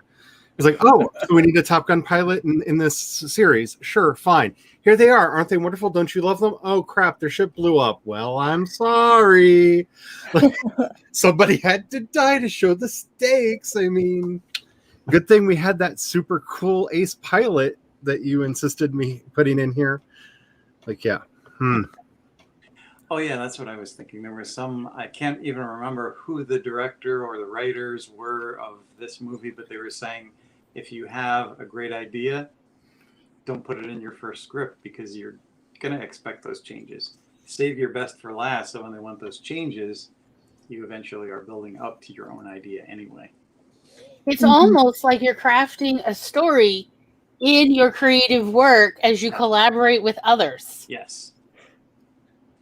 Yeah. Which I'm not saying is wrong or bad. I just think it's kind of fascinating. Like, storytellers be telling stories. Stories and stories and stories, right? Yes. It just can't be easy to collaborate with Unimatrix Zero. That's It's not easy to collaborate with anybody. I sat at those roundtable discussions trying to come up with ideas for the next issue of this comic or that, and people are tossing ideas out there, and you know, usually the person that comes up with it doesn't get credit for it, and it goes around in circles, and no matter how good the idea is originally, it becomes something else by the end. For sure. I think that goes back to what Charlie was saying about Spider-Man, the sequel, the potential sequel to Into the Spider-Verse, right? Like, anything we're gonna get might just be diluted because of how brilliant the first one was. Yeah. And I kind of feel that way about, what is it called now? No Way Home? Homecoming? Oh, yeah, the third. Homecoming. Yeah, the actual No Way Home. Yes. the one that nobody knows anything about. That We like can't tell Tom Holland anything. He will only get Fair. his actual lines. We will film him against a green screen. I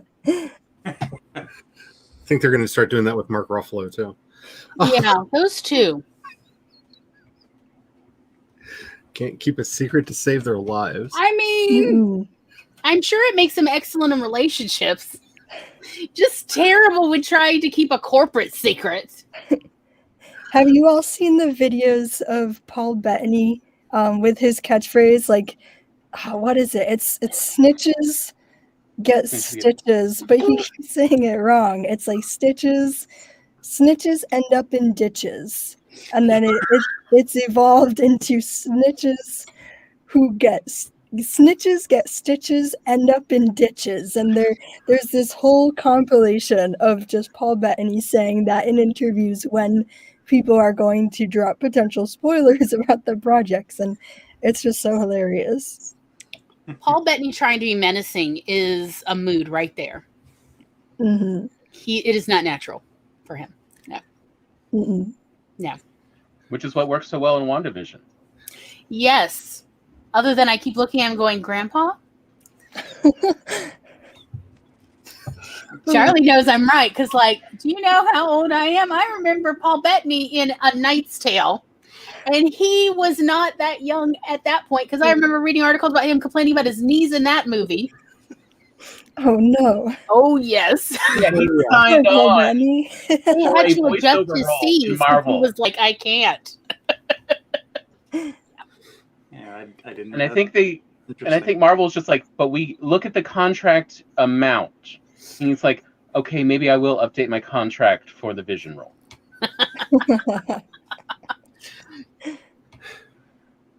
So where are we in the discussion? I don't want to bring up any talking points that have Feel already free to been bring it up brought again. We want the Haley take anyway. No, that's the whole point, is we all have our own perspectives on this. So it's like, what got you into comics, and was Spider-Man involved? Was for most of us. Yeah. Well, so actually, funny story. I was all prepared to come in here and be like, oh, I've never read a single comic in my life. I'm a fake fan because I've only watched movies and TV shows. But then I remembered that when I was like really little, my grandfather actually had a whole box of Spider-Man comics in his basement. And he brought them over to my house specifically for my brother. But my brother is the least reading person that you will ever met. So I like the way you put that, sweetie. Was that too nice? I can be harsher. Oh, I'm just saying. You can say what you want here because we are a pro-sibling show. I'm just saying, if you sold T-shirts with that in there, I might be able to give it to my brother, and he probably wouldn't understand it's an insult. I kind of want to do that. Please make the merch. least reading person. Redbubble merch coming right up. Oh, yay! I'm so glad we can be part of this zeitgeist. Yes, making a note right now. But yeah, I read that box of comics, and honestly, they were all out of order. I don't think that I ever finished a complete storyline. But it was actually my first introduction to like nerd, quote unquote nerd culture, and can't believe that I forgot about it until now. And then my second introduction to Spider-Man was through the Harry Potter musicals, where they roasted Andrew Garfield and Tom Holland and Tobey Maguire. And I don't know if we have any Star Kid fans in the house, but that's yeah. Yeah, Tom got me hooked with the Oregon Trail one, and I have never looked back. Mm-hmm. Yes, I am a Star Kid lover, and I have literally before the pandemic, I was fantasizing about a trip to Chicago to see them perform. Yeah, so I am the kind of person who's like, let me plan an itinerary to go to theater. Yes. Oh my gosh. I'm so sad that we haven't talked about this before. I'm a huge Star Kid fan. But maybe we can save that for a Star Kid show down the line. Yo, that would be lovely. We are thinking about the next season talking about musicals. Specifically, yeah, we'll have a whole episode devoted to musicals and what we as storytellers can gain from studying musicals. Wow. Sign me up. I just said that last time, and we've had to thing with your schedule. So let's nail that down a little closer to the schedule. But yes, absolutely, Haley, you have an open door. You have an open door already. It's just like you're such a popular person. That's all. Oh, come on. No, I'm just figuring things out for myself. I appreciate that. But with Spider-Man, I have to say that ranking wise, my top, I guess there's only 2, but 3 for the who is this Tom Holland ones. I would say Far From Home is my first. No. Homecoming is my first ranked. Mm-hmm. Your top rank? No, I take that back. I keep getting myself confused. I'm so sorry. Far From Home is my first ranked. Then Homecoming. Mm-hmm. No. And then Into the Spider-Verse, and then Homecoming. Just because of like the portrayal of teens, I have to say that it's very good to see actual teens, not Tom Holland, but everybody else besides Zendaya, I guess, like actually portray teens. Cough, cough. Dear Evan Hansen musical, and yeah, and just like they get so much right, especially Homecoming, and I just really liked how they just had the whole concept of the going abroad, because that was really funny to me as someone who went abroad for studying. And so I just really liked how they're actually making an effort to connect with like young people in these movies and not just go from, oh, this is what we think young people are like today. And Tom already had to listen to me rant for both movies about their idea of field trips and the lack of chaperoning. Yeah. And the lack of contact with parents and caregivers. And I'm like, no, let me tell you how this would actually roll out. And then the social workers called, police show up. So, yeah, I'm like, you have 2 chaperones for a trip to another continent. Wait, what? For high school? Like college? I'm just saying, in a world with superheroes, how many chaperones do you need? You have the Avengers protecting you. I mean, you could see the logic there, right? I do not trust Tony Stark with any child ever. Not in Homecoming, though. Even in universe, I do not trust Tony Stark with any child ever. I question Aunt May's mind. Did she have brain damage? Or was she just, ready for hot back summer? And she's like, hello, Tony Stark. What is going on? Anyway, but yeah, like I have so many rants about the adults in all of these movies of like, I question, was there like a fungal disease going around that was affecting people's minds? Mm. And versus, I will say this but we also both agree, we love Zendaya, and her playing the character. We just feel is totally wasted in both movies. Like she could have really been such a good actress. Yes, she's so good, and she brings so much in the few scenes she has, and what little dialogue she has. Mm-hmm. She really shows what a quality actor she is, and it's like, why couldn't we have more of her to help make this a bit more of an ensemble?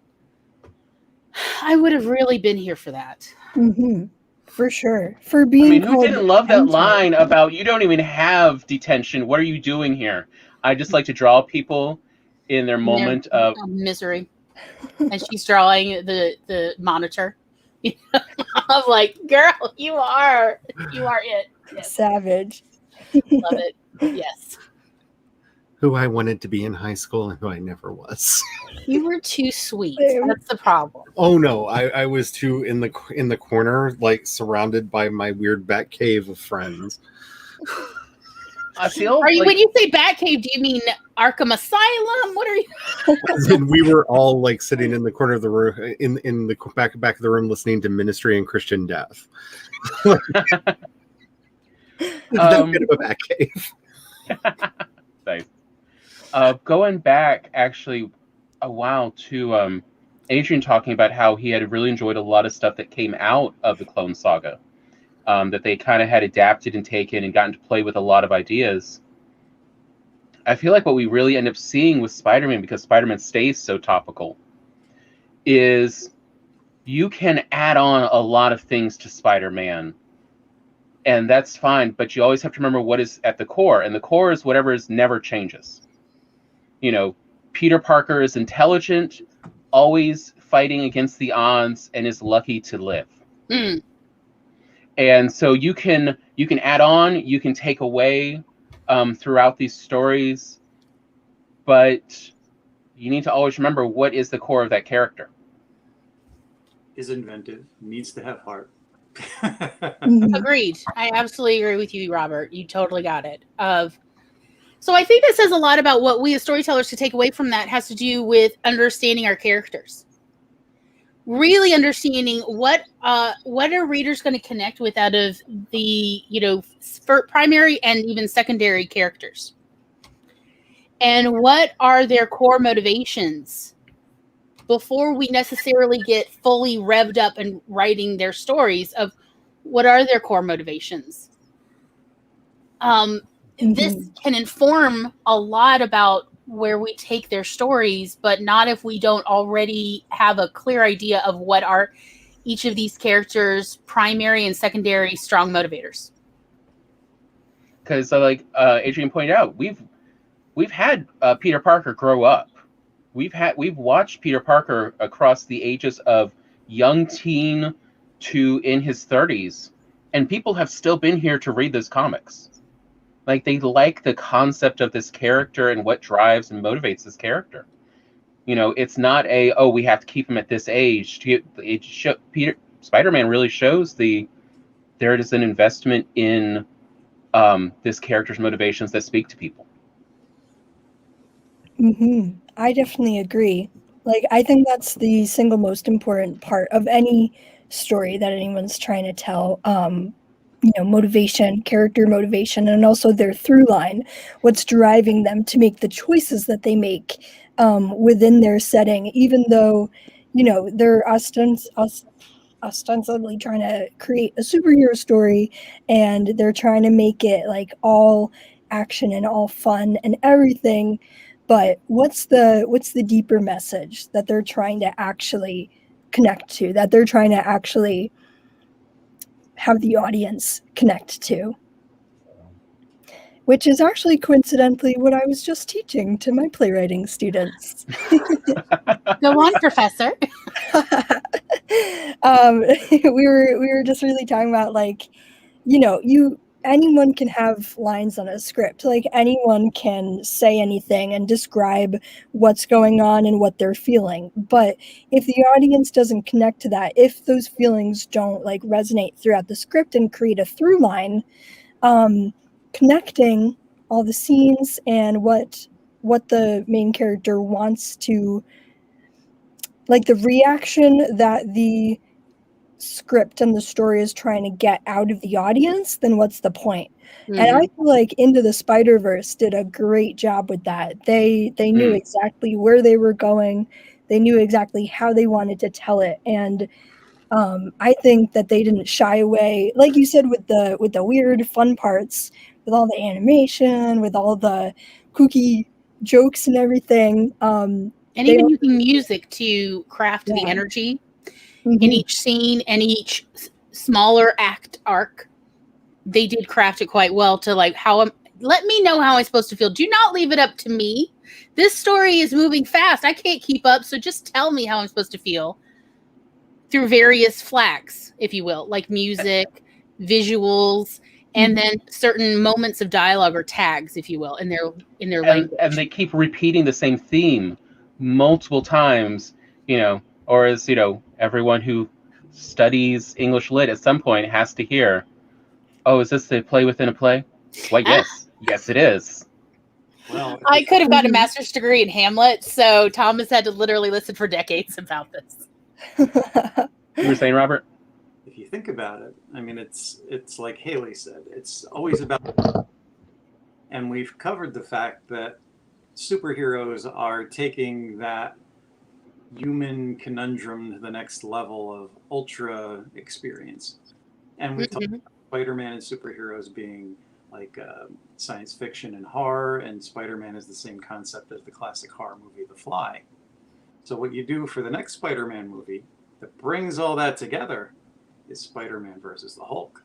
Here you have the good kid who could have been a monster and is very altruistic, and Banner who becomes a monster and loses control. And you have the subtext, you have the classic comic book battle, you have it all right there. And the audience comes in. Mm-hmm.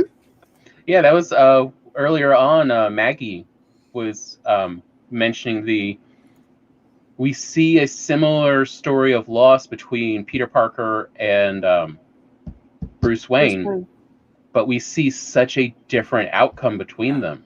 Mm-hmm. Yep. And how do you show that? How do you explain this with them?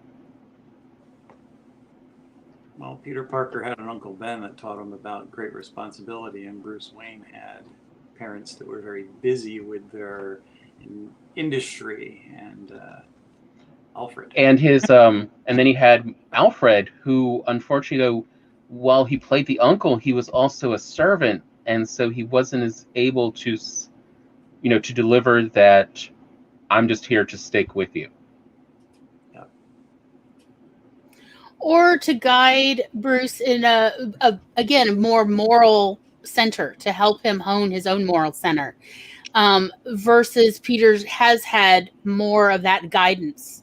I honestly think my father definitely took a page from Uncle Ben with Peter Parker when I was growing up, where he definitely took me aside a lot and was like, "Look, kid, I'm going to bring it up again." And I'm like, he would literally say that. But that partly has to do with autistic children do not mentor as easily as neurotypical children, and I'm autistic, so it just requires a lot more reiteration. And he's like, I'm going to bring it up again. You need to understand, these morals and why they matter. And so I really feel like a lot of my upbringing was influenced indirectly by comic books, like specifically comic books from the 40s, 50s, and 60s when my father was reading them. Of like, look, I'm going to bring it up again. You need to understand about a moral center, and you need to figure out what you value and why you value it, and so on. And so that is what I think is important. And I feel kind of surprised that the superhero characters don't seem to really have that anymore. Both in comic books as well as in movies. And I'm like, what is this? I don't understand this world. It doesn't look familiar to me anymore. See, I like I was saying earlier about this is a change that came about in the 80s because one particular political philosophy co-opted the term moral and just co-opted this idea. Hollywood, being Hollywood, did not want to look as though they were taking sides because they very assiduously work to stay in a horrifically neutral state, which anyway. And so if you were to bring up right, wrong, good, evil, that looks like you're taking a side in a political struggle because of the nature of American politics. And so that, again, is a conversation that you can't have. So you create these blank characters that you can write your own morality onto. And or the lack of morality. Or lack thereof, yeah. Yeah. Like that's what we end up getting. Superhero. And like that was another issue we had, especially in that first Homecoming movie, that it took some to kind of really hone in on, which is the only time Peter Parker makes any of his smart aleck quips, he's saying to someone who has less power than him, someone that he could destroy easily. He is not saying it to the people who are stronger, more talented, quote unquote, bigger than him. Yeah. Yeah. And it's like, that is not the Peter Parker I grew up knowing. The reason I admired Peter Parker as a child, as a teenager, was because Peter Parker, used his sassiness to throw powerful villains off of, their kilter, to distract them while, he tried to find a way to take advantage and to somehow prevent them from causing the destruction they were hell bent on. And to see Peter Parker in the first MCU movie, and he's not doing that. He's instead punching down. It's like, what is this? This is not Peter Parker. Because again, this is not really adhering to the moral center that I thought Peter Parker had. Mm-hmm. I think that's really interesting, and that's a really astute observation that I definitely hadn't thought of. I think with punching down, I've seen a lot of it in like Gen Z interactions and like Gen Z culture from like when I went to school and like from when I went from like when my brother went to school as well. So maybe it's just like also a generational difference, and they were kind of like a lot losing their footing on trying to adapt that to make Peter like both recognizable to the audience that knows Peter Parker from the comic books, and then also to kids and teens who are growing up with the MCU movies, who have grown up with the MCU movies. Haley, so are you an elder Gen Z? I'm right on the cusp. I'm geriatric. I know. Does my jaded tone give it away? Yeah, I'm 97, so technically everybody's like, "Oh, you're a millennial." No, you're Gen Z. So I don't know. You're in that transitional like I am for Gen X to millennial. But yeah, and it's a really weird place to be. But yeah, that I do wonder if it was older, executives and writers not quite understanding the younger generation they're trying to portray. Mm-hmm. And obviously not consulting with the kids today. Because while, yeah, I would say Gen Z can be jaded, they're not what I would say would be necessarily cruel, like inherently cruel. No, if you want to see inherently cruel, I go with Gen X on that every time. Oh, yeah. We have the trademark on that. We are just vicious and evil, and I love it. I'm obviously unapologetic as well.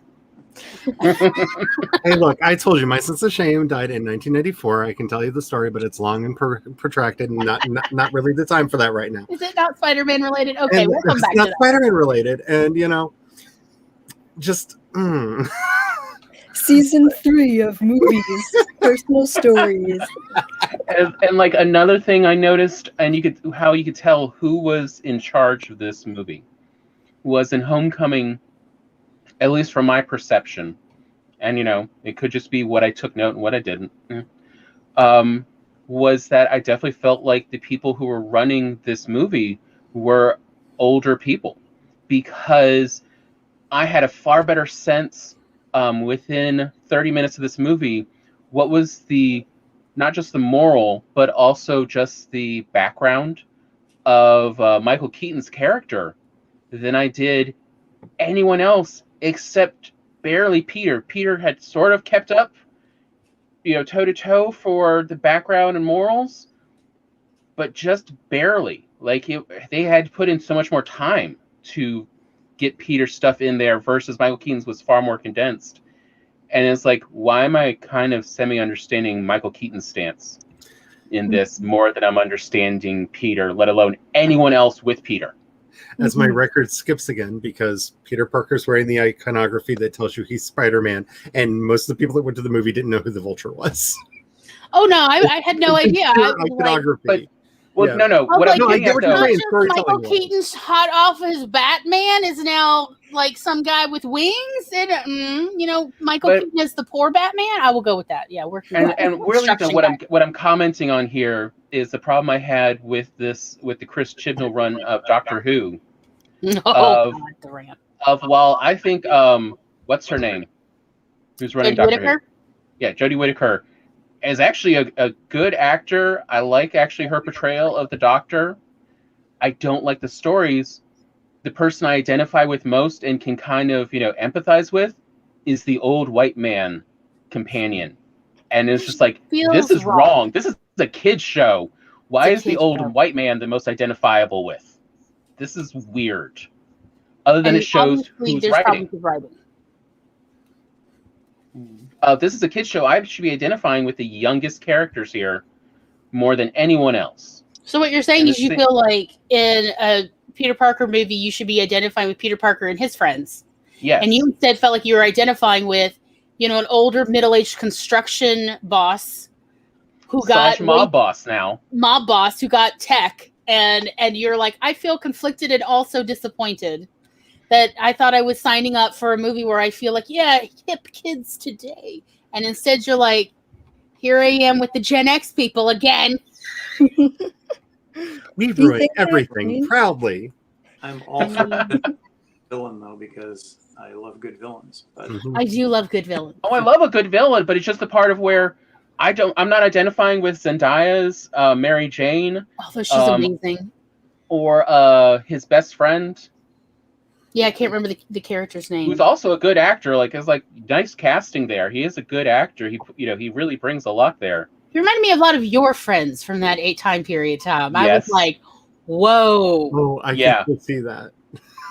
Yeah, that's the kind of kids Tom hung out with, and frankly, I didn't mind. So, like, yes, I would lend them my comic books. I would, like, go get soda for them and everything. Like, yeah, I would do all that. And I just accepted that I'm an older generation, which is why I felt differently about the way they should have been taking pot shots at Flash Thompson. It's Ned. Ned. Laura, keeping us up. Thank you, darling. Thanks, Laura. And, you know, his bully Flash, who was just like, we don't get enough just comedy relief at the expense of Flash. Like, I really feel we should. But and it's like, maybe that's just my generation. All right, I'll take that this is a different group we're appealing to. But it's like, why am I not identifying and getting more involved with I feel Peter's like I friends? should be more emotionally invested in Peter's counterparts and Peter as well.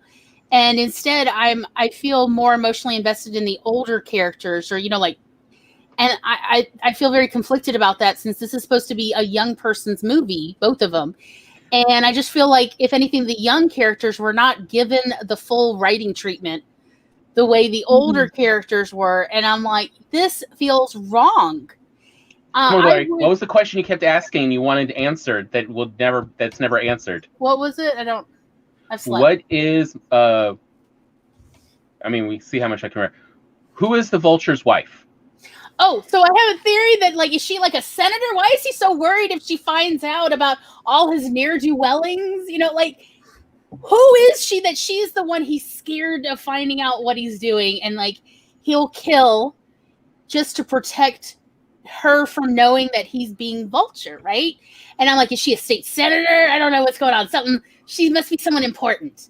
That's my theory. Or, like, you know, is she like a bigger villain? I have no idea. Is he supposed to be? Again, we have more development with the villain's background and the stuff around the villain than they do with the main hero and the main character. Like, that's part. It's like, this is weird. How are they writing this for? Do you think that changed with Far From Home? Because honestly, I thought that we knew exactly who Jake Gyllenhaal was in, like, the first 5 minutes. Yes. We knew what he wanted, etc.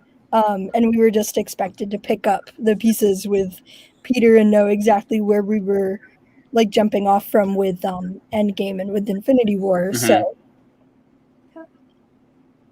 I mean, look, even before that movie came out, I heard that it's Mysterio, and Mysterio's supposed to be helping Spider-Man, and my first thought was, with every other Spider-Man diehard, oh, this is going to go bad. Yeah, like, Tom was like catching me up on Mysterio, because I'm like, no, it's not Dr. Mysterio, because that's who Doctor Who, you know, is.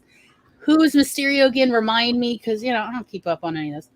And Tom's telling me all about the darkest timeline and all this, and I was like, Old Man Logan storyline. It's a trap. Why does nobody see?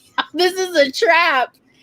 And again, so if it's a trap, are we going to show Peter Parker as essentially coming to understand that there are some male relationships that are unsafe? Because in theory, you know, the idea of Peter Parker is that he had this wonderful relationship with Uncle Ben, who he trusted implicitly. And so he has taken a very trusting approach to Tony Stark. Again, it's a trap. But no one should ever trust Tony Stark. No. Tony Stark brought a child to a superhero battle and anyway, to fight like that is child soldier stuff. That's some hardcore war crimes. And yes, I will destroy everybody's dreams. So no, I don't think my brain works like this. Like I'm hearing you talking and like all of this you're real like world healthy stuff. boundaries. I've heard tell go Oh, on. No. All of these real world things I never take into any speculative fiction story ever. Like there's a teenage Spider-Man, so he's going to fight. Real world be damned. Like I just don't think of that. Like that doesn't like how that would work in the real world. That never crosses my mind, and it fascinates me because you're not the only person I've heard say that, and I'm just like with the Harry Potter movies, the Percy Jackson movies, that whole genre that took place. Like this was not a consideration that I ever had because the morality of the setting is very clear. Children are going to fight. That is the story I signed up for when I came here. I think it's like I expect Peter Parker to fight. I don't expect the adults to sanction Peter Parker fighting. Yeah. And that is the difference to me. And that is my questioning of like, excuse me, shouldn't all adults be like, no, children should not be fighting? That is morally wrong. And Peter Parker should be sneaking in to fight in battle and to be doing it on the sides and like pretending, oh, I was just standing here. Sure you were. And occasionally shooting web shooters at people and that is what Peter Parker, that's what I expect any teenager to do. And the adults can't stop me from joining in with your battles. And it's like, no, you have to set this that you are a child. You are not ready for this. And it is wrong for you to be fighting. And I can't sanction it. That is, I expect these moral discussions. And then Peter does his own thing because, of course, I'm still rooting for the teenager. And that's how teenagers are. And instead, it is war crime central. Everybody does war crimes, both good and evil sides. And I'm like, how am I supposed to be able to tell the difference? I will say, like, this is the whole... Laura's got opinions. I have a question. Okay. I've never read a Spider-Man comic. I've only read Batman. So in Spider-Man comics, is there ever him in the Avengers? I'm sorry, your audio is going in and out, Laura. You said I heard Spider-Man comics is something. Let me try this without him. You're muted, sweetie. Yeah, it actually muted you. Okay. Try again. Is that any better? Yes, that's better. Okay. It's going through my computer now. So in Spider-Man comics, is there ever him as a teenager in the Avengers? Or is it always him college age? Is that a Robert question? It's college and up. Robert, do you know? I don't know.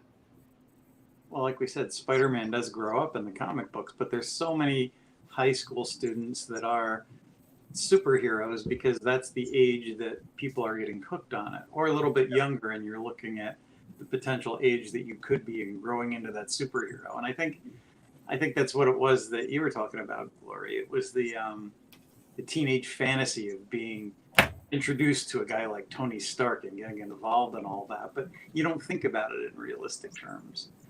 I don't know if that answers the question, but yeah, I don't remember Spider-Man being involved with the Avengers before he was of college age, though. Like I grew up on in the Avengers, young adult stuff and like Harry Potter stuff where you expect the teenager to save the day, like Hunger Games style. Sure. And my mom would always be so annoyed, like, why are the adults so stupid in these? So, like, I think it's interesting that a lot of times you have to dumb the adults down to get the teenager to have a fighting chance of saving the day for a lot of these. And yeah, I think with the Avengers, he's interacting with adults that you don't want to dumb down. But I guess you just have to make them make horrible decisions. I'll say, like, to me, one of the better moves they did was even into the Spider-Verse, they show you very specifically through, big graphic words that this is not our universe Miles Morales is in. This is a different world, so we can just make assumptions that the rules are different here. There's different standards. We will just play along till we get told differently. The same thing with a fantasy realm or far future sci-fi. But when you place your story in the present, in a known location of that the people your general audience is from. There's an expectation of it having to follow these rules that the audience has to follow, but they have extra abilities and stuff, but those rules are still in place. And that's where the question, the problem comes in of the, but you're saying this is our universe just with people with superpowers.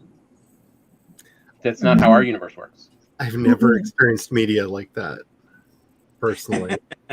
I always just take everything on, like you're telling me the rules. What are the rules here? Oh, a kid is fighting. Okay, a kid is fighting. Because I don't know. I don't apply my sense of morality to a lot of these stories in those ways that often. Like, it's a whole other thing when, like, I'm not even going to say the author's name, but if there's a certain author out there that I can't help but, because he just likes to write very, very vicious murder and rape scenes, but it sounds more like he just needs a therapist and not to be writing. But I think I complain about him every time I'm on the internet, so I'm just going to stop now. But I'm fascinated. I'm just like, well, for me, again, we're getting back to that morality that I was raised with, that it doesn't matter what universe it is or what the rules are. There are certain things that just are inherent, such as children should not be soldiers. Children should not be expected to defend. And if children are, in fact, going to war or going to battle of any kind, it should be only because either there's no appropriate adult supervision, i.e. they're sneaking around, or there's no adults left to say no. And so, yeah, you're fighting for your survival, then it is okay to do it. But again, it should be preferable that children do not fight. And so, good people will fight before allowing children to fight. And will try their best to protect, because that was how my mother taught me, of like, the morals are children should not fight, pregnant women should not fight. That this was, and unless it's truly life or death, in which case it's free for all. Everybody gets to have a say in whether they live or die or how they die. That was my mother, militant. Well, yes, she did go to Israel every summer and hang out with Israeli soldiers. So it was in the 60s. As she claimed, was her defense. So like, that is where I'm coming from. Of why are the adults not at least giving service, to this, of like, hey, you're young, let us fight, kid. And it only looks like if we're going to lose, should you at least come in, okay? You're young, we don't want you, you're at least the second round, okay? How about that? But I think it works in Helm's Deep in Lord of the Rings. Who are the kids there? One. Wait, are we talking about hobbits? No. Okay, who are we talking? The Rohan kids get the helmets and the swords, and they're like teenagers. They're like 14 or something. I mean, and they're put up because they have like no more adults left, because they're second round or third round. They're not varsity. See, when there are able-bodied adults, they're the first round of defense. Children and young people should not be the first round. I wonder if it's because I grew up reading like the laughably now titled New Teen Titans, because those comics are like 40 years old now, so they're hardly new. But comics when I was a kid, and like those were the kids that were going up against like Slade Wilson and the rest of them, just like anybody else. And I never thought anything about it because it's superheroes. That's what superheroes do. They fight supervillains. And maybe it's because I loved those comics when I was younger and stuff, that that part of my brain just shuts off when I'm entering this world. Because if you get indoctrinated young into a certain moral code. Oh no, in reality, to see, hey, maybe I should question this moral code that I got indoctrinated into young. I don't see fiction in the real world as sharing a moral universe with each other always. But that's a whole discussion. I would say to kind of get back to talking about those moral conundrums and why, I think Warner Media's, specifically, DC animated tends to be better in so many times. I know that there is at least one DC animated movie where they literally bring up, they're about to do something dangerous, I can't remember. And they are about, and they're like, and Wonder Woman and a couple of the others are like, yeah, and Shazam's joining, and Superman literally takes Wonder Woman aside, along with one or two of you, goes, yeah, so I found out in the last month that Shazam is a 9 or 10-year-old kid. And Wonder Woman's like, wait, what? Okay, thank you. Having a kid fight with us? I feel better. No. Like that time he's gone now. I found out I have been accidentally dating a 16-year-old at a sci-fi fantasy convention. And there becomes, a whole conflict of this, and there's, Shazam having to essentially fight to still be part of the Justice League, because it's like, no, you're a kid. I don't care if you have an adult body with all these powers. You're still a kid. We're here to protect you. Exactly.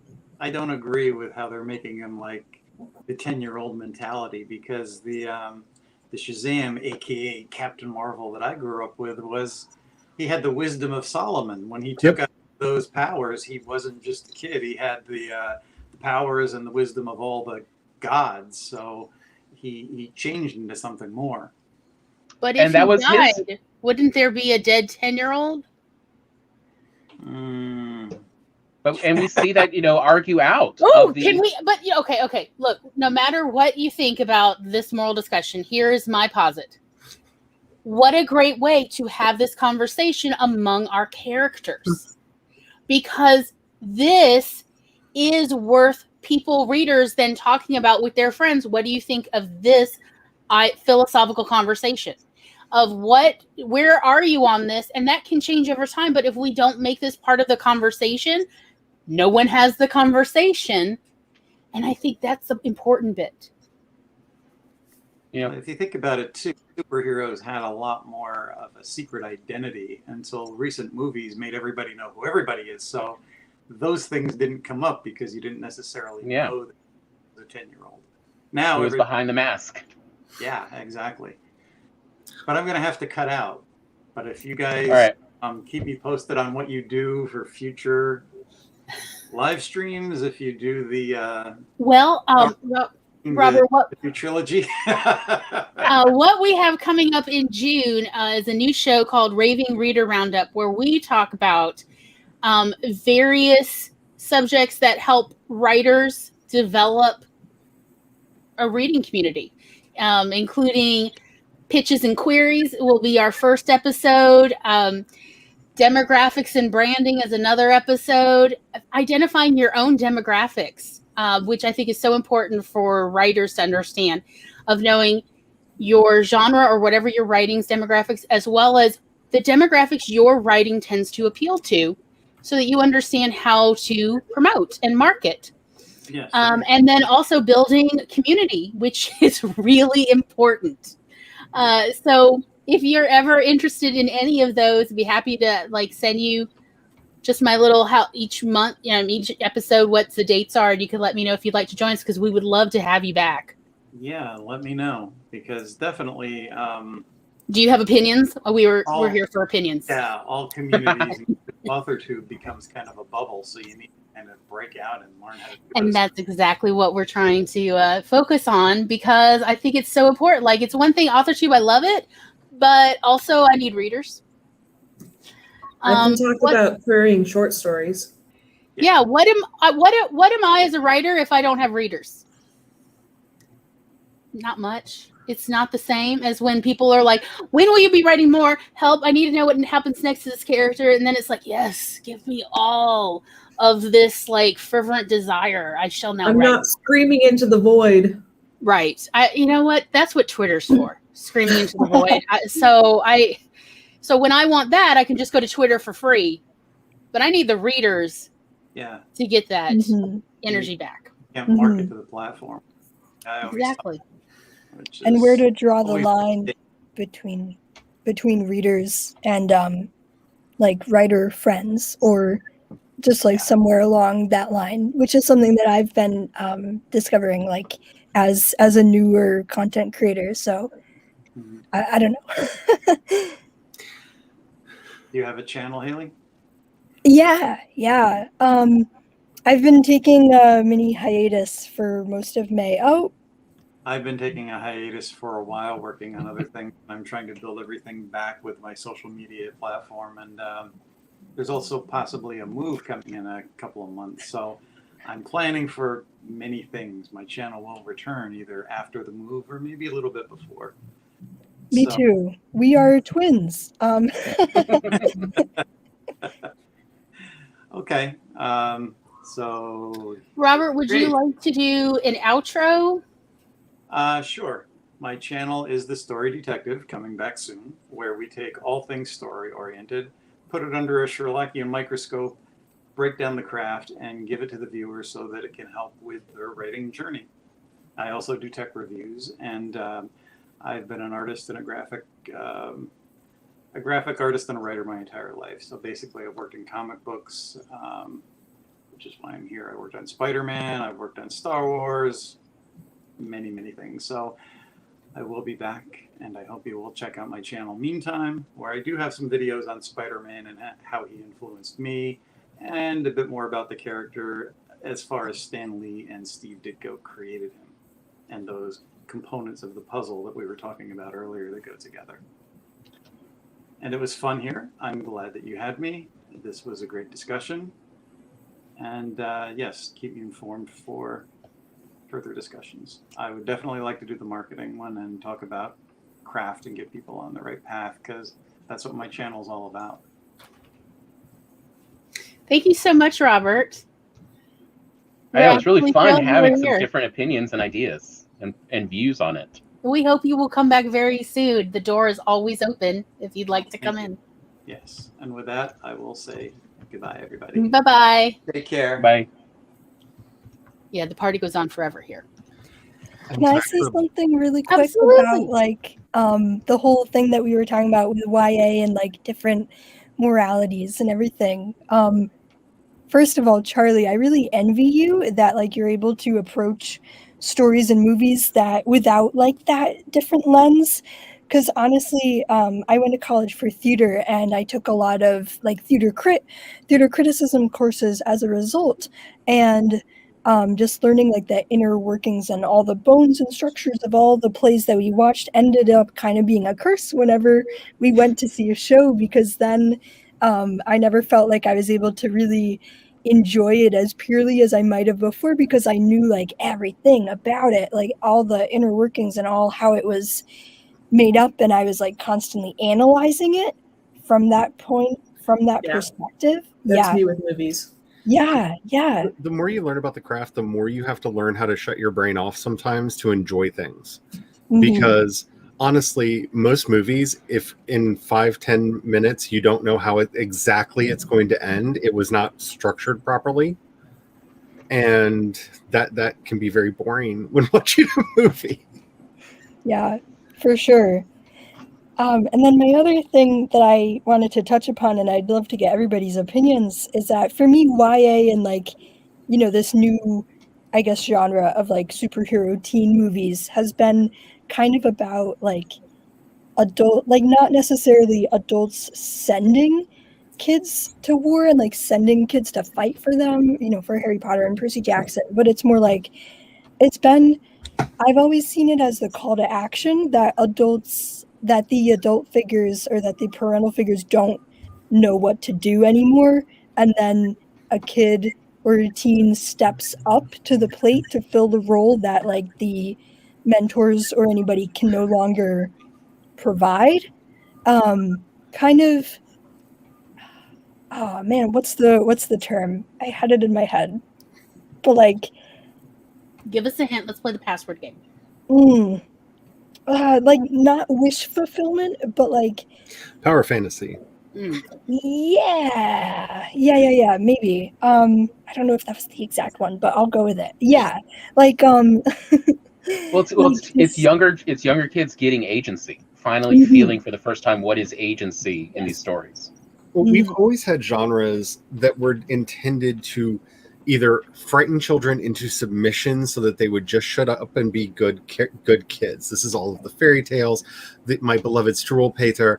Like, these are just stories that are just written to mortify children into silence and behaving. And along with that, we've had the counterbalancing stories of what that have two functions in society. One is reminding the older generation, you're going to die, so shut up and sit down. And hey, kids, you're going to have to deal with this mess. And that Bildungsroman concept that used to exist, it is a genre that kind of hit its limit probably in the 1930s, 40s, because there's not a lot that you can do with that format. And so, culturally speaking, we have been struggling to find what, and ended up giving birth to modern YA as a way to fill this void in the literary landscape, because there has to be a voice basically saying, look, the adults don't know what they're talking about. They made the world as messed up as it is because they didn't know what they were doing. So kids, you have to fix this. That is acceptable for parents to allow their kids to go read because they don't want their kids reading books saying ignore your parents. Like, it's a very fine line in the type of stories that you're going to write in that middle ground, which is, again, why one of the reasons why it's so popular, especially in YA, they're orphans. We're just going to get rid of the parents so the parents can't object that they're disobeying their parents. If they don't have parents, or in the case of Harry Potter, his parental figures are such horrible people. Disobey the Dursleys. It's fine. I don't think anybody's that mean to you. Disobey them to your heart's content, right? Because you have to simultaneously make the parents feel okay buying the book and the kid empowered by the message of it. And I don't think we've settled on a genre that actually works quite right yet. But there is a societal and cultural need for that kind of pedagogy. Unfortunately, we have to do a capitalism at the same time. And so trying to figure out trying to squelch my cackle. Yeah.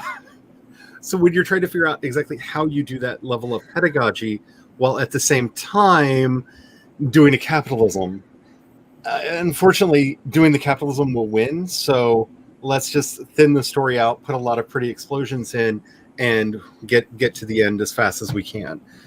And that's where we find ourselves today. I mean, The Little Mermaid was a movie that my mom hated. She calls her the Little Tramp. She's like, it teaches you to disobey your parents and run off because you know what love is. You're a kid and go off, sell your soul, have your parents swoop in and have their soul taken instead because parents love their kids. And just like, she hated that movie, but it did so well. So I don't know. Sometimes there are what capitalism. And you can see it hitting that point, though, right? She, who knows what the backstory is originally intended between Ursula and Triton, right? I've got my own headcanon, and I'm very, very happy with it.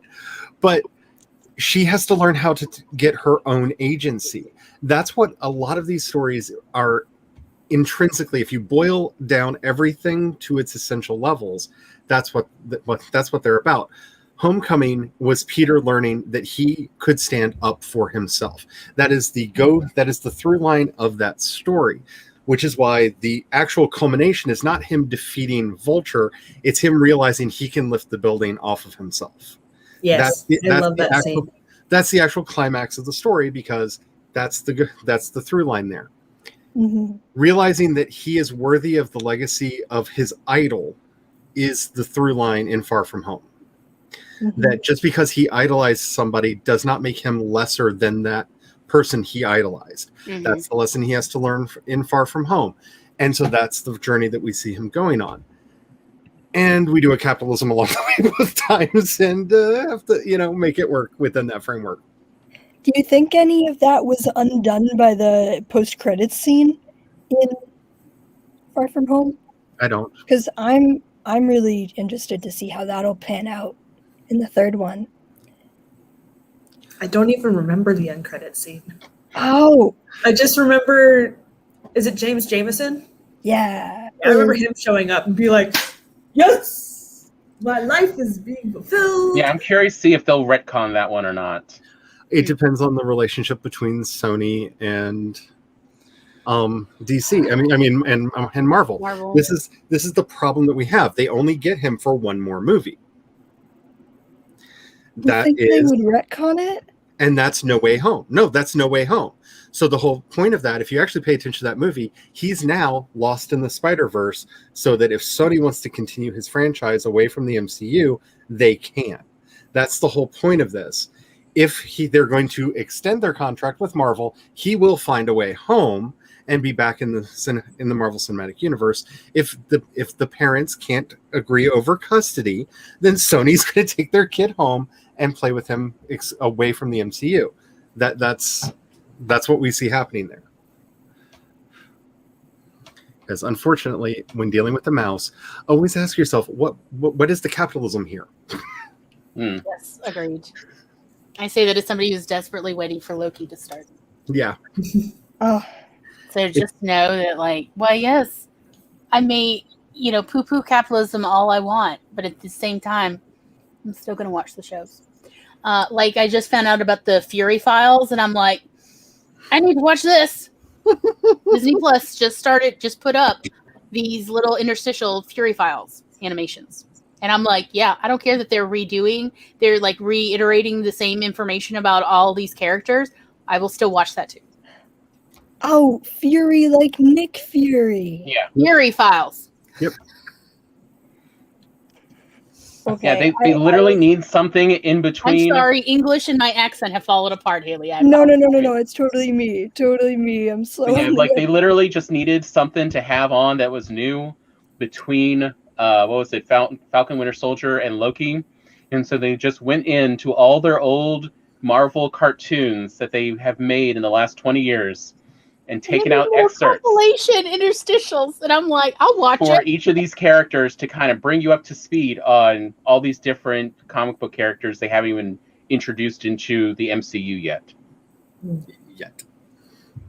Haley's like, let me just open up my Disney Plus account and go Google and like just search this right now and just put it in the watch later. Okay, there we go. Okay, thank you. And we're moving on with the conversation. Yeah. But yeah, Haley. Honey, me too, honey. Me too. But yeah, Haley, like retconning is always possible. Never forget that they essentially had to retcon after Iron Man 2, I think. About who's the idiot from Hulk, General Ross. General Ross. Of originally, and that after the movie scene was essentially saying that Ross was going to be running the Avengers, and then they're just like, maybe not. Yeah, that is the last scene in Iron Man 2. Yep. I was so mad that No, it's the Incredible Hulk after Iron Man. Sorry, yeah, my bad. I was so miffed that Bruce Banner didn't have a confrontation with Ross. Like, I know. There should be some tension at least. There should definitely be tension, but also like there should be a confrontation. Like, come on, Bruce deserves this, like, and give the Avengers have them closure, of like, yeah, let the Hulk defend Bruce Banner this time, right? Shouldn't the Hulk at this point be that protector of Bruce Banner? Like, you hurt my Bruce. Just remember, with WandaVision and Falcon and the Winter Soldier, they have set up either the Thunderbolts or the Dark Avengers, or both, depending on how they want to do it, and they've set up the Young Avengers. We have met now all but one member of the Young Avengers. So they've completely set that up. So we may still get that climactic fight of Red Hulk versus Green Hulk. That looks to be on the horizon. I'm just waiting for the name Victor to be said, because Victor Von Doom, either because they can't rely on having Norman Osborn to make this happen if they're going to lose the Spider-Verse stuff. So you bring in Doom, have Doom be the one who brings it all about, and there you go. That's how they don't have to rely on the good graces of Sony. Plus, it also helps you bring in the Fantastic Four. Yeah. Hopefully, it's better than Fan Four Stick. Oh, God. Anything is better than I didn't expect it to be quite that rough. And Chris Evans was in that too, right? No, that was the previous previous one. one. That was the previous one. I actually, I didn't realize it'd make me miss Michael Chiklis as the thing. But seeing Fan Four Stick was just like, oh, no, I missed those. Yeah. There's Fantastic Four. There's Rise of the Silver Surfer. Those ones have Chris Evans. And then there's Fan Four Stick with no lights on. For some and reason, no one ever speak of that movie again. On the TV. It was the And, movie.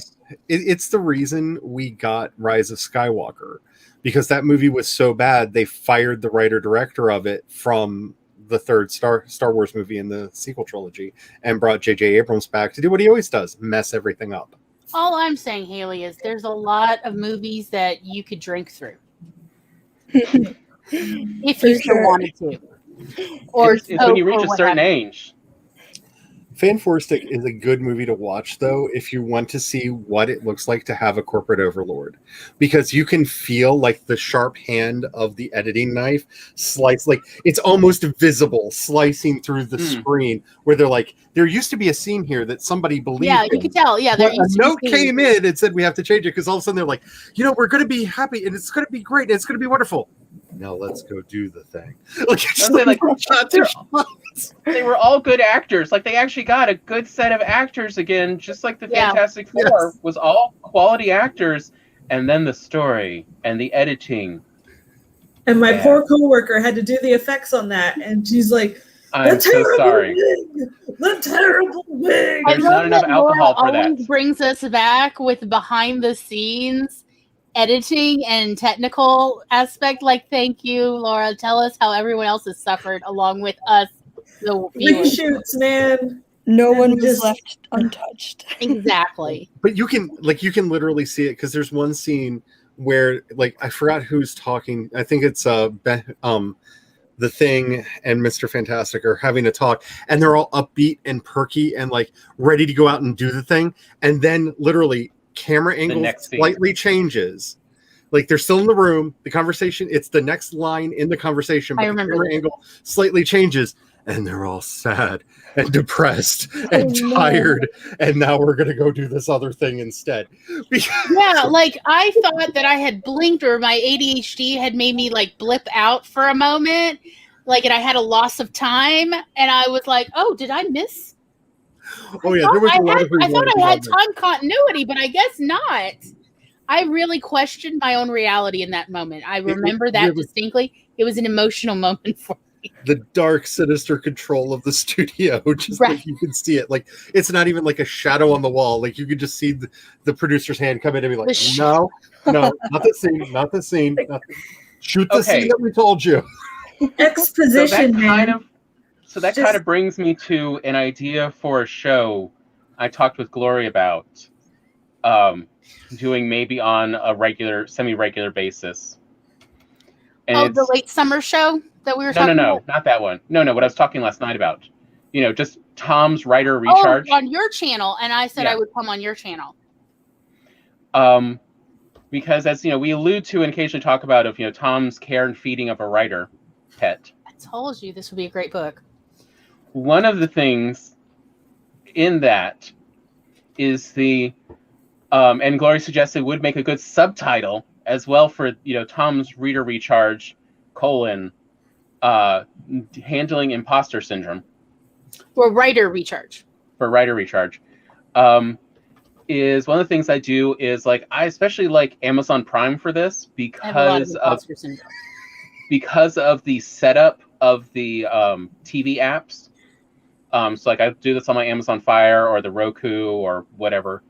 But I'll go through and just find a lot of interesting movies, and we'll watch an hour of trailers, and I'll first read the trailer description or whatever you want to call that blurb. The movie description, And there's two. The synopsis. Yeah, there's two trailers. It's more like the pitch. Yeah, the pitch, and there's two types of trailers essentially I'll show Glory. One of them is this is a really interesting premise. Here's something to kind of just take your brain out of its current mode and the stories she's working on, and hey, let's just step out for a moment and let's look at these other stories and just see, like, what's the premise, what could happen. And I'll usually give her a few ideas. And the other set of trailers is, all right, you need to see this mediocre that has been made. A group of people got together, made this movie. You cannot convince me that they thought this was going to get their name in print and on a marquee. This is absolutely mediocre to worse. You need to feel better that no matter what your writing is, it will still actually be better than this movie. And that is like one of Tom's treatments for when I'm like, no, all I write is crap. I don't want to write anymore. I'm giving up. And he's like, oh, honey, no. Here, come, let me take you on an hour of trailers where you will see the good, the bad, and you can do so much better in your sleep. So, and I was like, yeah, do it on your channel. I'll show up if you want. Other people could show up. Chatters could also show up. Have you heard of the worst movie on YouTube called Trash Cans of Terror? No, I actually somehow missed that one. But I did show Glory last night the trailer for Killer Rack. Where's this cosmic horror? Yeah, this woman gets breast implants from Dr. Kate Thulu. A woman, a female doctor gives this woman who is like whatever minion of the Elder Lords or whatever, Elder Gods, and gives her implants that when she's sleeping or she falls asleep or she's like, date drugged, come out and like kill people. And then she wakes up with tentacles out of, yes. And it is such a wonderful B movie. Just the trailer alone, I'm like, it's so nice to know they're still making crap out there. Harvey Korman shows up to play a scene. Yes. Of course he does. For anyone who knows bad horror movies. Yes. Yes. It is delightful, and it's truly like meant to be a fun movie. This is not, they did not take themselves too seriously. It's got a musical number. Have you seen Plan 9 from Outer Space? Oh, yeah. Oh, yeah. Good one. What about Killer Couch? It's not ringing a bell for me. Honestly, I thought Assassin 33AD was the worst film that was on YouTube. It had time travel, dystopian fiction, and a lot of religious overtones that really make no sense, no matter what your religious perspective are. That's a talent. Okay, the worst that writer horror had a movie I've talent. ever seen is Manos: The Hands of Fate. I watched it Mystery Science Theater 3000, and I still almost couldn't get through it. It was so boring. Yeah, it is. It's rough. Yeah. And that's one of the things I'm always like, really, League of Extraordinary Gentlemen is what got, what's his name? Not Seagal. Sean Connery to leave acting. I Have you seen Sean Connery's movies? Half of them are embarrassing. It's no Zardos. It's no Zardos. I'm just saying. I mean, no, I can't even. I tried. But yeah, so Tom mostly shows me either movies he thinks the premise is interesting and would like kind of get the creative juices flowing. Because what we do is he'll read the pitch, he'll show me the trailer, and then he's like, okay, and then we literally will sometimes play what do you think actually is the story? Is this actually based on how the movie plays out? No, usually not. New. But even when we do watch it, I would tend to go with, I liked my idea better. And this is his point of trying to go, look, don't let that voice in your head get you down about what you're writing. Like, when I write, it's writing because I love it. I love the telling of the tale. It's so much fun. But there are times where the voice just beats me down. And we got into the impression that I'm not the only one like that most writers experience this at least from time to time, if not all the time. My adult sci-fi was inspired by the trailer for Rogue One. The teaser trailer where it's like, what will you become? And I was like, they're gonna like get brainwashed and forget their mission and be indoctrinated into the Empire, and then they're gonna have like a relapse and remember and do their whole thing. And I was like, yes, we're finally gonna see the inner workings of the Empire. And yes, I like your idea better. I'm just saying, no corporation will ever produce what the mind of a fan can come up with. For better or worse, and for sometimes that's for better. I read fanfic, but a lot of times it's for worse. Just want to say I totally called the plot of season 7 of The Flash in January. So are you like? Yeah, kind of. We do that too on shows we watch, but we're never right. And we're almost always disappointed that we weren't right because we're like, I like our idea better. I made some bold predictions for the Bad Batch that so far it has not contradicted me yet. That's amazing. Mm-hmm. Because again, once you know how stories are structured for television, you watch 5 minutes, you should be able to, if you can't watch 5 minutes and see the end, a producer is not going to sign off on it. That's just how the industry works. Although Glory is very much convinced that a semi-exception, in a weird way, is what was it, the Westworld TV series? Because there were details getting released before episodes that only the people who worked on the show, specifically the writers and the editors, would have known. That's my theory. That's been going on since midway through the first season. There were things showing up on Reddit that I would literally rewatch the first several episodes. There is no hint of this. There's nothing to clue in. I figured they were actually seeding it into the fandom discussions in order for people to be ready for the twist rather than them complain about the twist when they came out. I stopped watching Westworld after the first season because it let me down so much. Because 10 minutes into the first episode, I paused it, told Brian, I said, if you don't want me to ruin it for you, tell me to shut up, and told him everything that happened, what's going to happen, and everything happened exactly on schedule. Overly predictable. I've never seen Westworld. Would you recommend it? I've been watching I watched all 3 seasons and I continue to enjoy it, but every season is very different tonally from the previous or other seasons. So if you're looking for consistency, I would not say that that's going to happen. I've just seen the intro sequence of it and it looked gorgeous. It is gorgeous. It is very gorgeous show. They definitely got their money's worth out of it. I cannot believe how much every episode costs, but yeah, it's gorgeous. It's very interesting. I absolutely would love, though, if somebody could re-edit the first season in chronological order, since each episode has 3 different timelines going. Ooh. And it can get very confusing since some of these people are automatons, so they're wearing very similar outfits and very subtle changes are made, like to hair and clothing. So it can get confusing, and I find that personally distracting. So like Tom found the Red Book edit of Lord of the Rings, and because I used to not like Lord of the Rings, the movies. And then he found the Red Book edit that actually puts everything in chronological order within each section. And it made so much more sense to me. I had a much easier time following the story. And then I enjoyed watching the director's edit, 18 hours. I'm kidding, but almost. The 24 hours of Lord of the Rings. I don't know how many times I've marathoned the director's edits. Yeah, there's like I did enjoy it until I truly understood the story. And that was because I was getting confused about, where did the trees go again? Wait, are these orcs? What is this going? I can't keep up. What are we making mud people? What is happening? It's not that far off.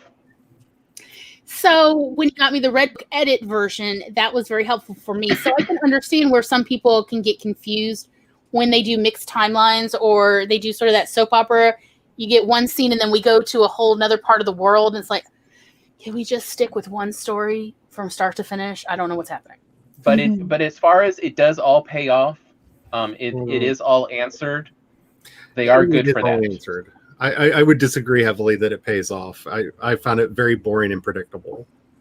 See, that's different versus. If we're talking about Westworld, I very much enjoyed the first season. Yeah, I did not. I loved it. I could definitely relate to it. That was the first robot episode that we did of the Awkward Sibling Hour, was about how autism and robot stories do seem to go hand in hand, and there's a lot of reasons why neurodivergent people could relate to different robot stories. But we did it because of my obsession with Westworld. And specifically Dolores, but also the other characters. And then to see these automatons go out into the world. Oh, I'm ruining it for you.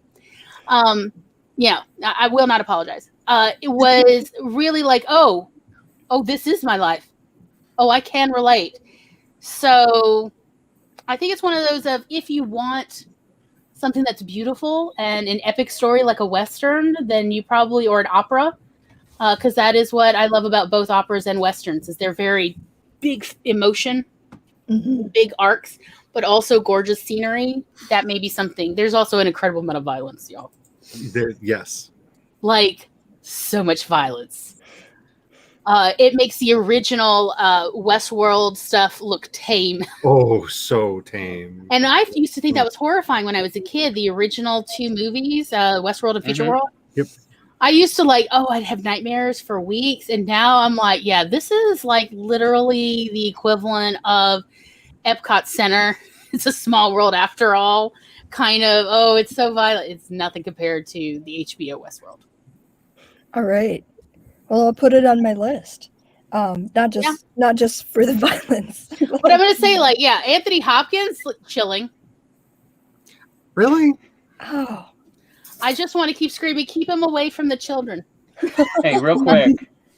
In my my weird world of headcanon, Yes. I was telling Glory, after watching Thor, I kind of think that's where Odin retired to.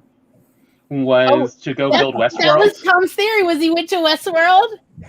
And, since Anthony Hopkins plays both characters, Odin and the puppet master of Westworld. Yeah. And I'm like, yeah, that really checks out for Odin playing human for a little bit. Odin's like, you know what? I'm tired of humans. I'm tired of, the Aesir. You know what? Let me try making it with AI this time. Maybe I can finally make some decent beats. Let me make some super violent AI. This will go great. Everyone will love it. It went so well with Hela. Yes, it went so well. Let me try it again, but more immortal. Yeah. The all-father of all... yeah, truly. So it was fascinating. I just keep getting my mind blown by all of you. What about? About Anthony Hopkins being in Thor, and the other thing that I didn't know that I now forgot. Did you know that the director of the first Thor movie is Gilderoy Lockhart? Yep. Right, Kenneth Branagh. Yes. Yeah. I love Kenneth Branagh. And it so feels like a Kenneth Branagh movie. Yes. It's like It's Shakespeare right with inside kids. his canon, just perfectly. That's why they don't give him. I mean, do you want a Shakespeare movie? Well, that's what you hire Kenneth Branagh for. Yep. Isn't he the one who did the Hamlet with has a 20-minute fight scene of at some point everyone will die? Yep. But before that, settle back. I own it, but I haven't watched it in a while. That's the one with the cat, too, I think. Like the cat on the bed. I want to say yes. Look, I think Kenneth Branagh's is 4 hours long, and at a certain point, I don't know. And the worst part was he still cut out scenes from the original play, and I'm like, oh god! I almost, if it wouldn't be considered vandalism, kind of want you to edit his Wikipedia page to just sum up his career with that line. It's Kenneth Branagh. It's 4 hours, and after a certain point, I mean, I feel like that sums up so much of his career. I loved his rendition of Frankenstein, though, the 1994 film. Yep. Yeah. I was like, I love Much Ado About Nothing. Oh yeah, in that movie, so it's okay. I developed a total crush on Denzel Washington because of Much Ado About Nothing. Same. I quoted. Such a good movie. I quoted Beatrice a solid decade from that. Oh yeah, Yep. Yeah, she did. I did anybody who wanted to date me, and I'm like, no, but only if I may have one of you to wear on the weekend. And they're like, what? Like a serial killer? I'm like, oh. What can I say? I like himbos. Anyway. So Maggie, you're not wrong. Fair.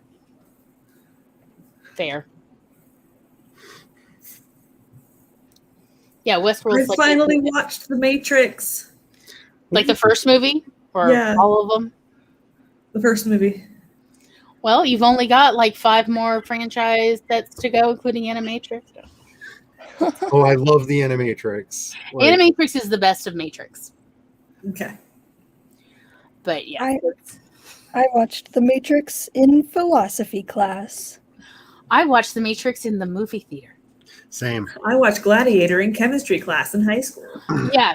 Haley, you were like what, in preschool? Yeah. So I don't know if I want to say. yeah, I could do math. So I'm teasing you. I hope you know I'm just playing. I do. It literally means nothing. I am just being silly because it's the end of the show and it's just nice to chat with people. It's just nice with our If you ever want, I do have an alternate cut in my head for my headcanon of the Matrix ending. All right. What you got there? Oh, did you have me Dodger come in, sweetheart? He did. Oh. And where's the potato? Show us your potato. A potato. Oh, look at the little face. Oh, it's got a crown. Has a little clown. And it's nice and it's magnetic. So. Oh my god! Nice. It's already been thrown at the hubby 3 times. Very nice, excellent. And now we've concluded the showing of the toys. So. And I stand behind my headcanon for the Matrix. I'm sorry, because the last decade of watching AI as it's been developed by all these major corporations like Google and Facebook and everything else, Skynet is not what will happen with AI ever. Fake AI. But AI will have the dark triad for a personality, and it's going to be a psychopath and sociopath, as we have seen with Facebook and Instagram. I saw a comic the other day where the person was like, "No one loves me. I'm all alone." And then in the last panel, it was Google ads and Facebook ads being, "We love you. We know you." Oh, on point. On point. Yes. Yes. I very much, the things we talk about on this show, I then see show up in my Google feed on Tuesdays. Mm-hmm. Oh, yeah. Every week, whatever, like, especially when we go off topic, which we always do. What? Never. I feel like this is really the off-topic show. I honestly use the topic as a way to, like, entrap people into coming, but then it's off-topic. But yeah, Tuesday and Wednesday, my Google feed is every weird thing we talk about on Monday's show. Same. Because I also stream it on the TV so I can monitor the show. Because, is it an awkward sibling hour without technical difficulties? No, it's not. So that is my paranoia. Yeah, do you know what I've been getting in my Google feed for the last 2 weeks now? Oh, dear. How Kevin Feige is so apologetic. Because we were talking about Doctor Strange and Tilda Swinton, and so now it keeps showing up in my Google feed too about how Kevin Feige regrets casting Tilda Swinton as the Ancient One. A little late for that. 5 years too late. Well, yeah, he already made his money, so now he can be apologetic. This is how you know. This is how the Machiavellian traits work in the Dark Triad. It's called capitalism. They're the same thing. Mm-hmm. Yeah, he's saying it because of the whitewashing. That's what he regrets. Yeah. Are you okay? No cats were harmed in the collapsing of Haley's studio? I'm so sorry. No, it wasn't a cat. It was one of my dad's rockets fell over, and I don't really know how. So we're just gonna leave that. Sacrifices need to be made, preferably in blood. Anyway, yeah. So yeah, Maggie's saying like, yeah, the craft stream that we do on Thursdays, because we do talk about crochet and things. Yes, I could see that. Mm-hmm. Yes. Yep. You will never be truly alone because the AI is always with us. We swear we don't have the microphone running all the time on your phones. We swear it. There. Okay. Yes. Anyway, and on that dark note, does anybody have any final thoughts before we do outros? It wouldn't be us without ending on a dark note, and All I right, think fair. that is my final thought. Like, hello, welcome to just us. Like, I'm not putting this on them. You've been to my streams. We're happy. We're going, and then we end in the sad thing, and like, I guess it's over now. Bye. Like, it's just it's our thing. It's how we do. The darkness shall always embrace us. Wouldn't be this with any other way. We all good, or any final takes, Spider-Man or otherwise? MJ deserves better. Agreed. Yes. I think that can be said about every girl that Spider-Man has ever loved, but at least Gwen got her own back when they killed Peter Parker and she became her own superhero, and I love her so much more. Please, I can't wait for that movie. Yeah. No, I just one last thing that has gone unremarked. Like, Tom Holland is so bad at not telling the truth that when people were complimenting him on his nudity in his recent movie, he had to share screenshots of him wearing a wetsuit that they digitally removed because the water was so cold, because he didn't want people complimenting him unjustly because that was not his butt. Because that's just we had to do that for The Shape of Water. She was never nude. We had to erase the seams and everything. That's a lot of painting. Yep. So just Better living through Photoshop. There's something of a sweet himbo about Tom Holland. Just like, oh no, don't tell me how much you'd like me naked. That wasn't actually me naked. Here, I can prove it. Just take the compliment. Just take the compliment, Tom. Just honest to a fault. He is the embodiment of this concept. And you know what? I find that endearing about him. Yes. It's why I don't complain that much about him being Spider-Man. He definitely has the personality to play Peter. Yes. Yes. Yeah. Now we can just get the story writing a bit better and less, centered on old people. Mm-hmm. Yes. I mean, Mysterio was a bit old too. Yes. Watch the next movie just be Norman Osborn and J. Jonah Jameson. Yeah. Welcome to Glory. No, sorry, Haley. Really Spider-Man. Welcome to the retirement home. Yes.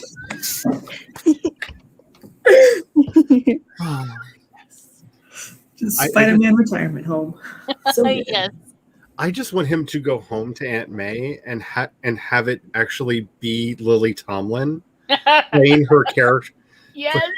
Playing her character from Into the Spider-Verse and have him be very confused. Yes. That's the moment I want in this movie. I love how she's like, just take this fight outside. And it's like, no, we fight where we start. Like, yes, poor Aunt May.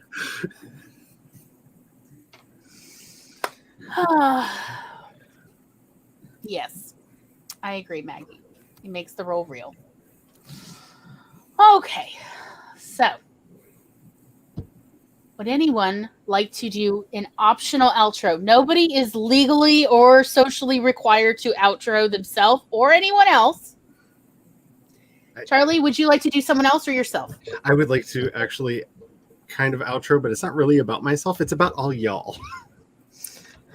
Okay. So, if anybody was not there for Jace's live stream on Saturday, we have decided and really started organizing a Pride and Prejudice anthology that will be coming out the last week of Pride Month. It'll actually be coming out on noon Eastern time on the 26th of June.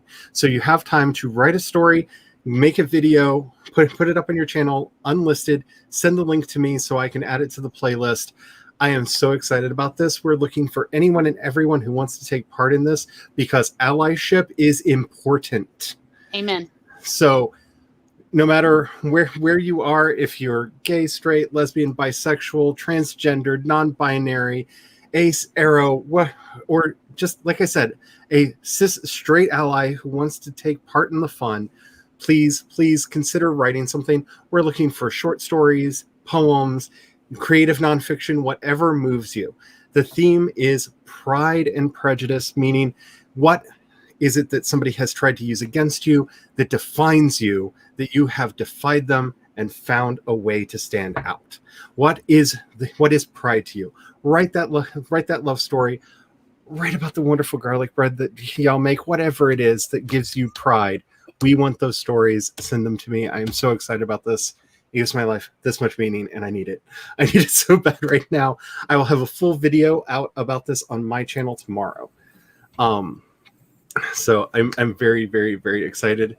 Very excited. So please, if you have any stories or if you have any questions, just DM me wherever you want to. We're also organizing it on a Discord, but we're not putting the join link out publicly to try to keep the trolls out, because anytime you say LGBTQ pride, they smell it, they sense it, and they come flooding in. So we're kind of either ask me, Jace, or any of the other people that are in there that can get you an invite, and we'll get you into the Discord group where we're planning everything. But yes, thank you.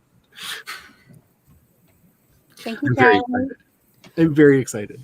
Also, Charlie's link is below, all the way down in the show description, under people who make us feel included in no particular order.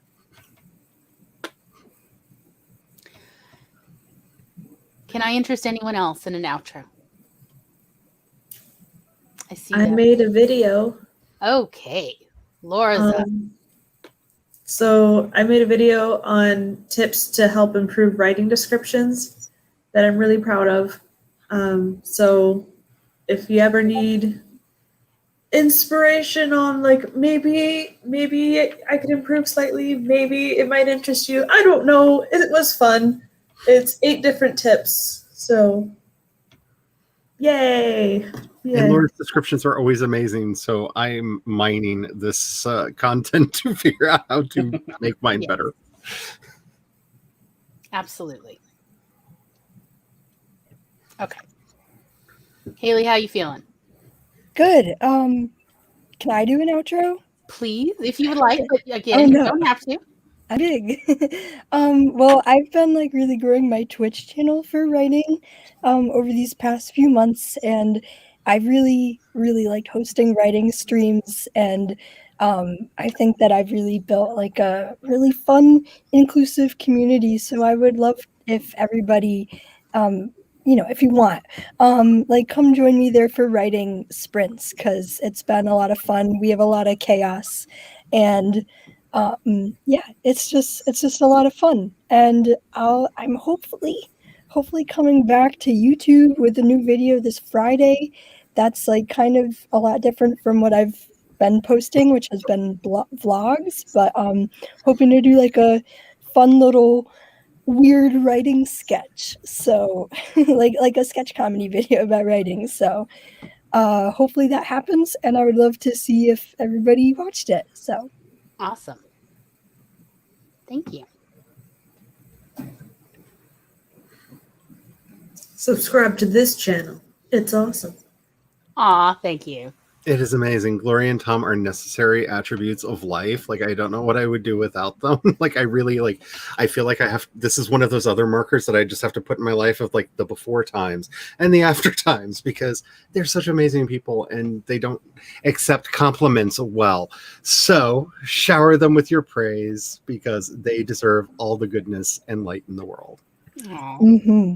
I'm really honored that you all wanted me here, so thank you. Of course we've been wanting you. I just, have learned I have to be like subtle and not like overwhelm people with, it's like, yes, come now. Yeah, no. Don't tell other people you're busy. Come, yeah. I have to learn, like, I just have to, like, it's like how I entrance cats of like, oh, I see you, but now I shall ignore you. Hello, I'm still here. But yeah, Megan is having a live stream on Saturday. Yes. Megan is having a live stream Saturday at, I believe, 5 p.m. Eastern. Mm-hmm. Feels right. To celebrate the 10-year anniversary of her lupus diagnosis.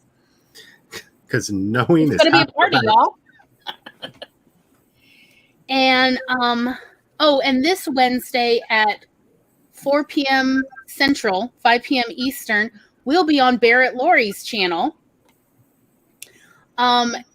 He, for some reason, wants to interview us. I don't know why. Probably because he just wants to talk to you and like have that awesomeness. Like, on his own channel. Like, you don't understand. Like, there's a reason why when you were like, I'm having a problem with Instagram, I was like, here's every other way I know how to contact you, was just like flooding you with invites. Like, our channels need the light of glory. I mean, they really do. I'm so uncomfortable right now. I know. You're welcome. I'm sorry.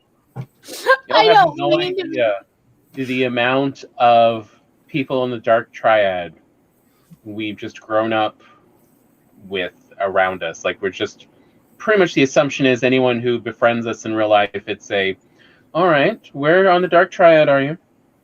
Or will I be finding out? Like, how many days or hours is it going to take for you to drop enough that we notice, oh, are you a narcissist or are you a Machiavellian? What's going on? Well, like, just sociopath, psychopath, or narcissist.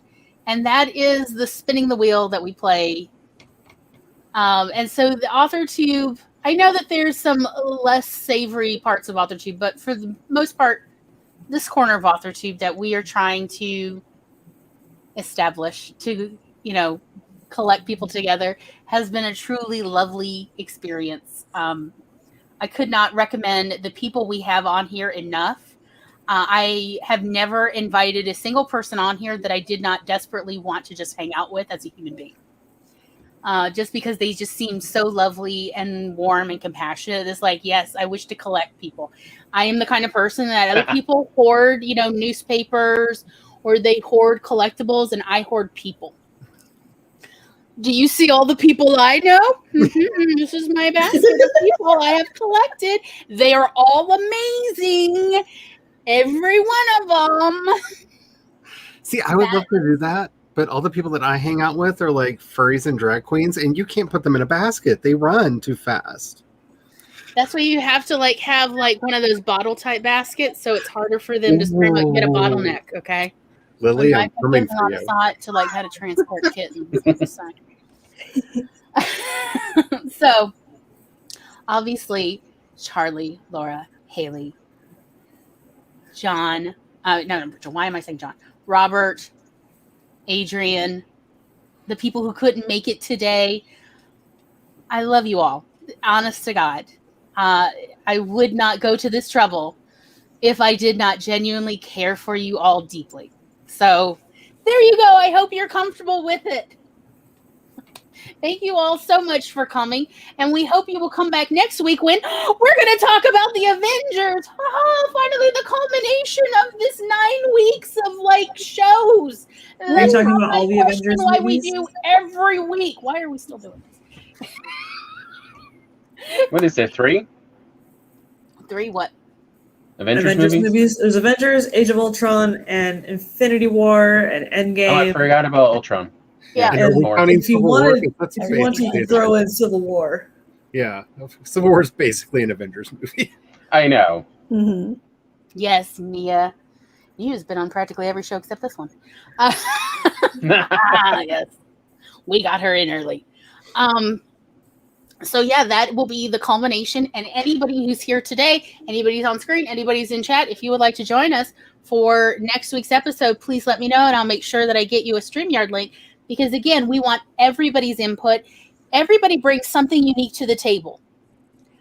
I have not had an experience yet where somebody was like a copycat of another human being. It hasn't happened in my entire lifetime yet. So we want to hear about you. We want to hear your thoughts and your unique perspective. And even if you don't think it's unique, I'll be the judge of that. And you're more than welcome to disagree with us. That's fine. Please, we love it when people disagree. I do not want to hear the same thing. I already have to listen to myself. I don't want to. I don't want to hear it coming out of other people's mouths.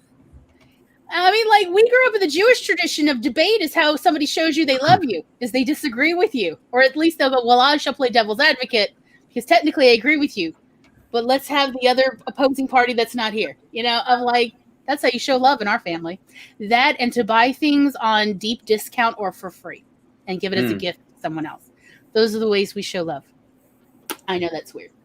So with that, thank you all so much for coming. We will see you next Monday at 4 p.m. Eastern or anytime on the replay. Please share with your friends if you've had a good time. Please feel free to comment down below later. And goodbye. Bye.